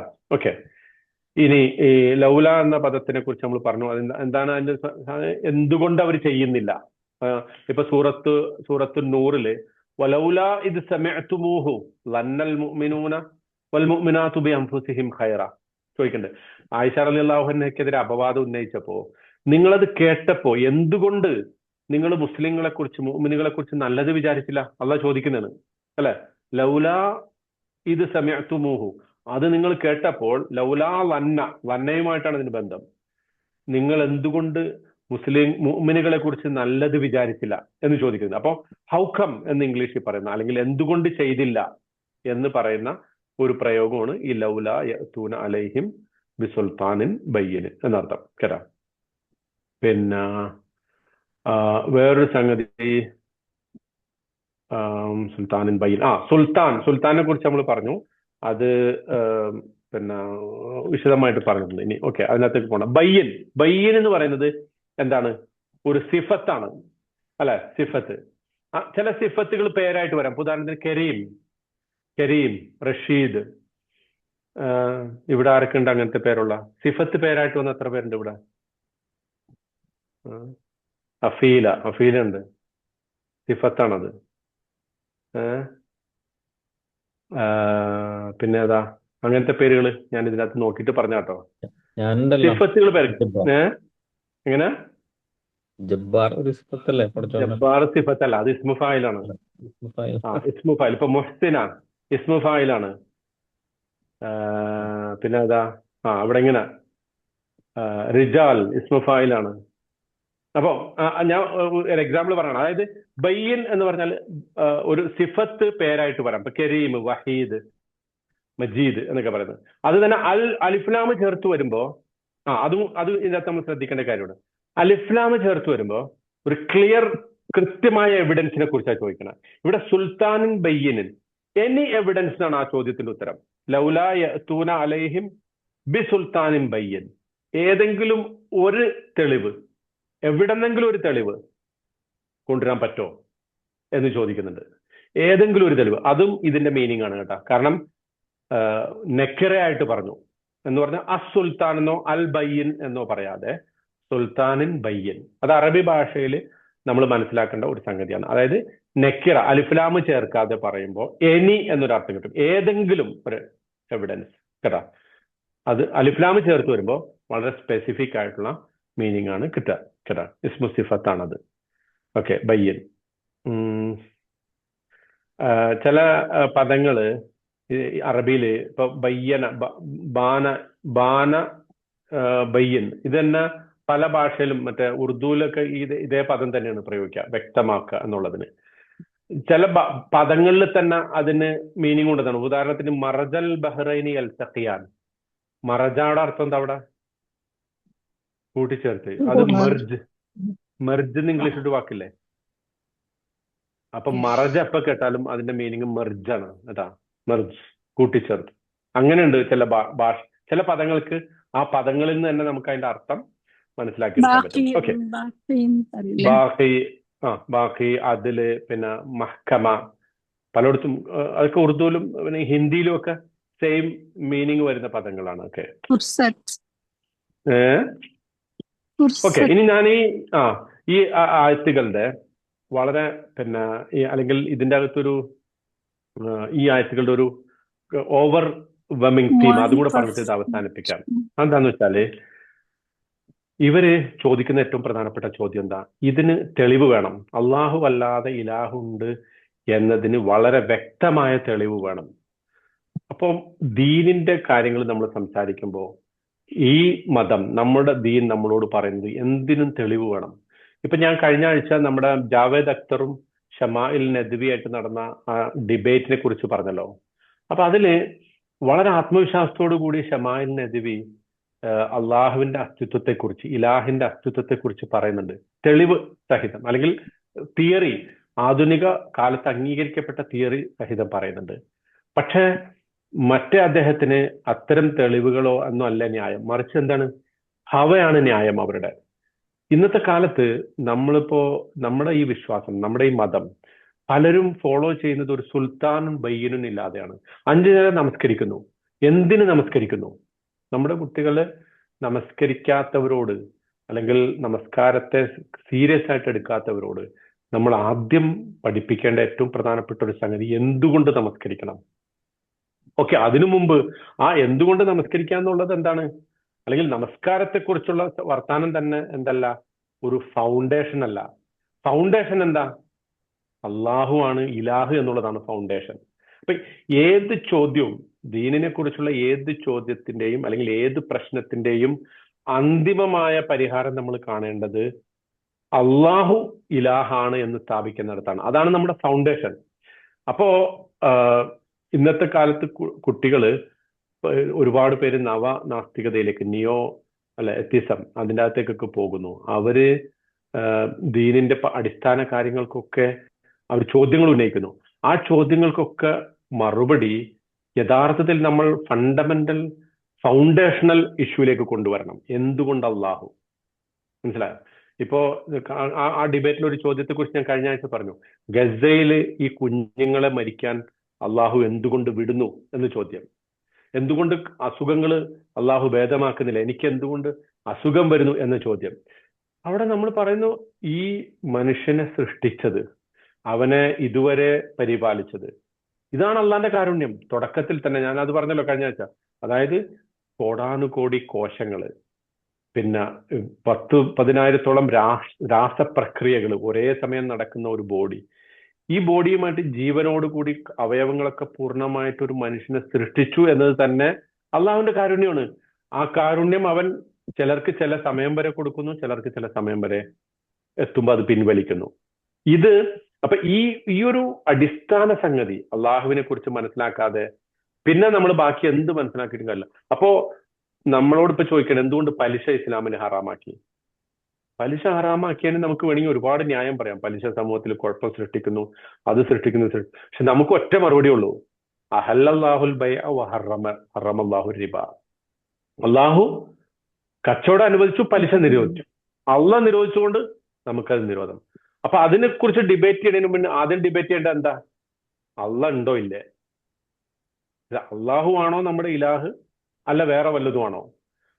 ഇപ്പോ ചില നാസ്തികരൊക്കെ ചില സംവാദങ്ങളൊക്കെ കേൾക്കുമ്പോൾ ചോദിക്കും, നിങ്ങൾ വിശ്വസിക്കുന്നില്ലേ ഒരു രാത്രി കൊണ്ട് മസ്ജിദുൽ ഹറാമിൽ നിന്ന് മസ്ജിദുൽ അക്സയിലേക്ക് പ്രവാചകൻ ഒരു കുതിരപ്പുറത്ത് കയറിപ്പോയി, അവിടെ നിന്ന് ഒരു ആകാശ ലോകത്തേക്ക് പോയി? നിങ്ങൾ എന്ത് വിശ്വാസമാണ്, എന്ത് വിഡ്ഢിത്തരോട് വിശ്വസിക്കണേ? അങ്ങനെ ചോദിക്കുന്നവരോട് നമുക്ക് പറയണത് നിൽക്കട്ടെ, അതവിടെ നിൽക്കട്ടെ. അത് ബിൽഡിംഗ് ആണ്, ഇതിന്റെ ഫൗണ്ടേഷൻ ഉണ്ട്. ആ ഫൗണ്ടേഷൻ എന്താ? അള്ളാഹ് ഉണ്ടോ ഇല്ലേ? പന്നിമാംസം എന്തുകൊണ്ട് ഹറാമാക്കി? അതവിടെ നിൽക്കട്ടെ. അള്ളാഹു മദ്യം എന്തുകൊണ്ട് ഹറാമാക്കി? ഇതെല്ലാം അന്തിമമായി വരുന്നത് എവിടെ നിന്നായിരിക്കണം? ഈ ചോദ്യമാണ് ഈ യുവാക്കൾ ചോദിക്കുന്നത്, അല്ലെങ്കിൽ ഈ കാര്യമാണ് അവർ സ്ഥാപിക്കുന്നത്. മനസ്സിലാകുന്നുണ്ടോ? സുൽത്താനുൻ ബയ്യൻ കൊണ്ട് ഉദ്ദേശിക്കുന്നത് അതാണ്. നമ്മുടെ അടിസ്ഥാനപരമായ വിശ്വാസത്തിനാണ് അത് തെളിയിക്കാനാണ് നമ്മൾ ആദ്യം പ്രാധാന്യം കൊടുക്കേണ്ടത്, മുൻഗണന കൊടുക്കേണ്ടത്. ഇപ്പൊ യൂസുഫ് അലൈഹി ഇസ്ലാമയോട് സ്വപ്നത്തെ കുറിച്ച് നമ്മൾ പഠിച്ചതാണല്ലോ സൂറത്ത് യൂസുഫ്. യൂസുഫ് നബി അലൈഹി ഇസ്ലാമയോട് സ്വപ്നത്തെ കുറിച്ച് ചോദിച്ചു.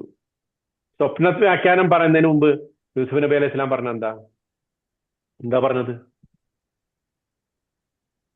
പറ, പഠിച്ചല്ലേ സൂറത്ത് യൂസുഫ്?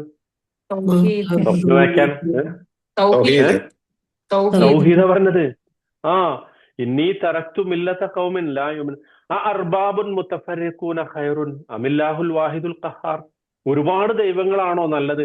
അല്ല, അമില്ലാഹുൽ വാഹിദുൽ ഖഹാർ, ഏകനായ അള്ളാഹു ഈ പ്രപഞ്ചത്തെ മുഴുവൻ അടക്കി ഭരിക്കുന്ന ഒരു മുഅ്മിൻ.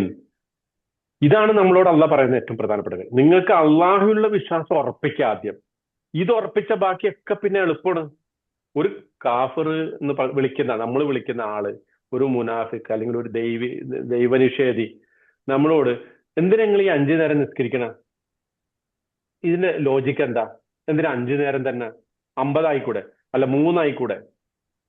ചോദിക്കുമ്പോ നമ്മൾ ആദ്യം പറയേണ്ട എന്താ? അതൊക്കെ അവിടെ നിൽക്കട്ടെ. പടച്ചോൻ അള്ളാഹു ഇതിലേക്ക് വാ, ആ ചർച്ച ആദ്യം പൂർത്തിയാക്കാം. അത് പൂർത്തിയാക്കാതെ മറ്റത് പൂർത്തിയാവൂല. മനസ്സിലാവുന്നുണ്ടോ? അത് പൂർത്തിയാക്കാതെ നിങ്ങൾ വേറെ എന്ത് പറഞ്ഞിട്ടും കാര്യമില്ല. നിങ്ങളെ ഈസി ആയിട്ട് അവർക്ക് അടിച്ചിരുത്താൻ പറ്റും. ഇന്നത്തെ ചെറുപ്പക്കാർ വഴിതെറ്റി പോണത് അവിടെയാണ്. ചെറുപ്പക്കാരും വലിയവരും ഒക്കെ വഴിതെറ്റി പോണതാണ്. ഇസ്ലാമിനെ കുറിച്ച് പഠിക്കാൻ ഇറങ്ങിയിട്ട് നല്ല ദീനിയായിരുന്ന ചെറുപ്പക്കാരൊക്കെ പെട്ടെന്ന് വഴിതെറ്റി പോണു. കാരണം ഇത്തരം ചില ചോദ്യങ്ങൾ, ഏതോ ഒരു ഹദീസ്, ആ ഹദീസ് സഹീഹാണോ അല്ലേ, അതാണ് അവരുടെ ഏറ്റവും വലിയ പ്രശ്നം. അങ്ങനെയൊക്കെ ചെയ്യോ റസൂല് എന്നാണ് ചില ഹദീസിനെ കുറിച്ച് ചോദിക്കുന്നത്. സോ പോയിന്റ് ഈസ്, ഈ ആയത്തിന്റെ വെളിച്ചത്തിൽ നമുക്ക് പറയാനുള്ള ഏറ്റവും പ്രധാനപ്പെട്ട കാര്യം, അള്ളാഹു ഉണ്ടോ ഇല്ലേ? അവൻ ഉണ്ടെങ്കിൽ അവൻ ഏത് രൂപത്തിലാണ് നമ്മൾ അള്ളാഹുവിനെ സ്വീകരിക്കുന്നത്? ഈ ചർച്ചയാണ് തെളിവ് വേണ്ടത്. ഇതിന് വളരെ വ്യക്തമായ സുവ്യക്തമായ തെളിവ് അള്ളാഹു നൽകുന്നു.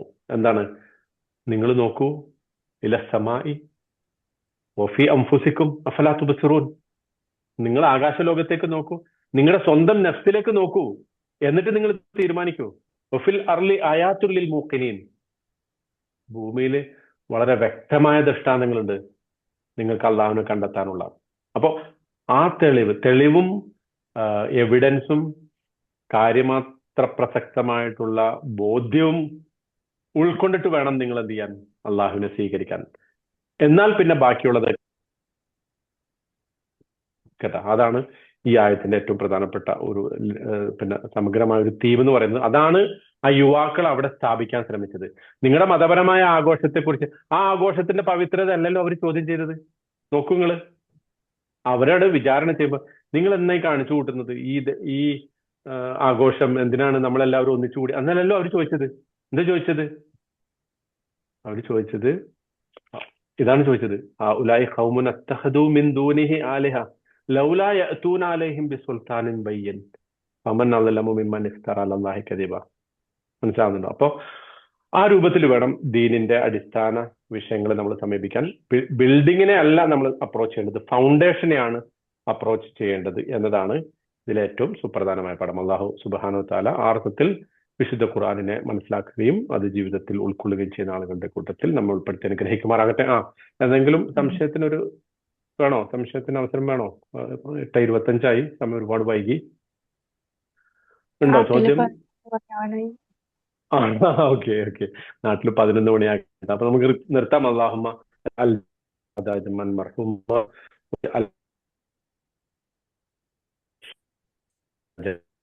ولا أنا شقيا اللهم ربنا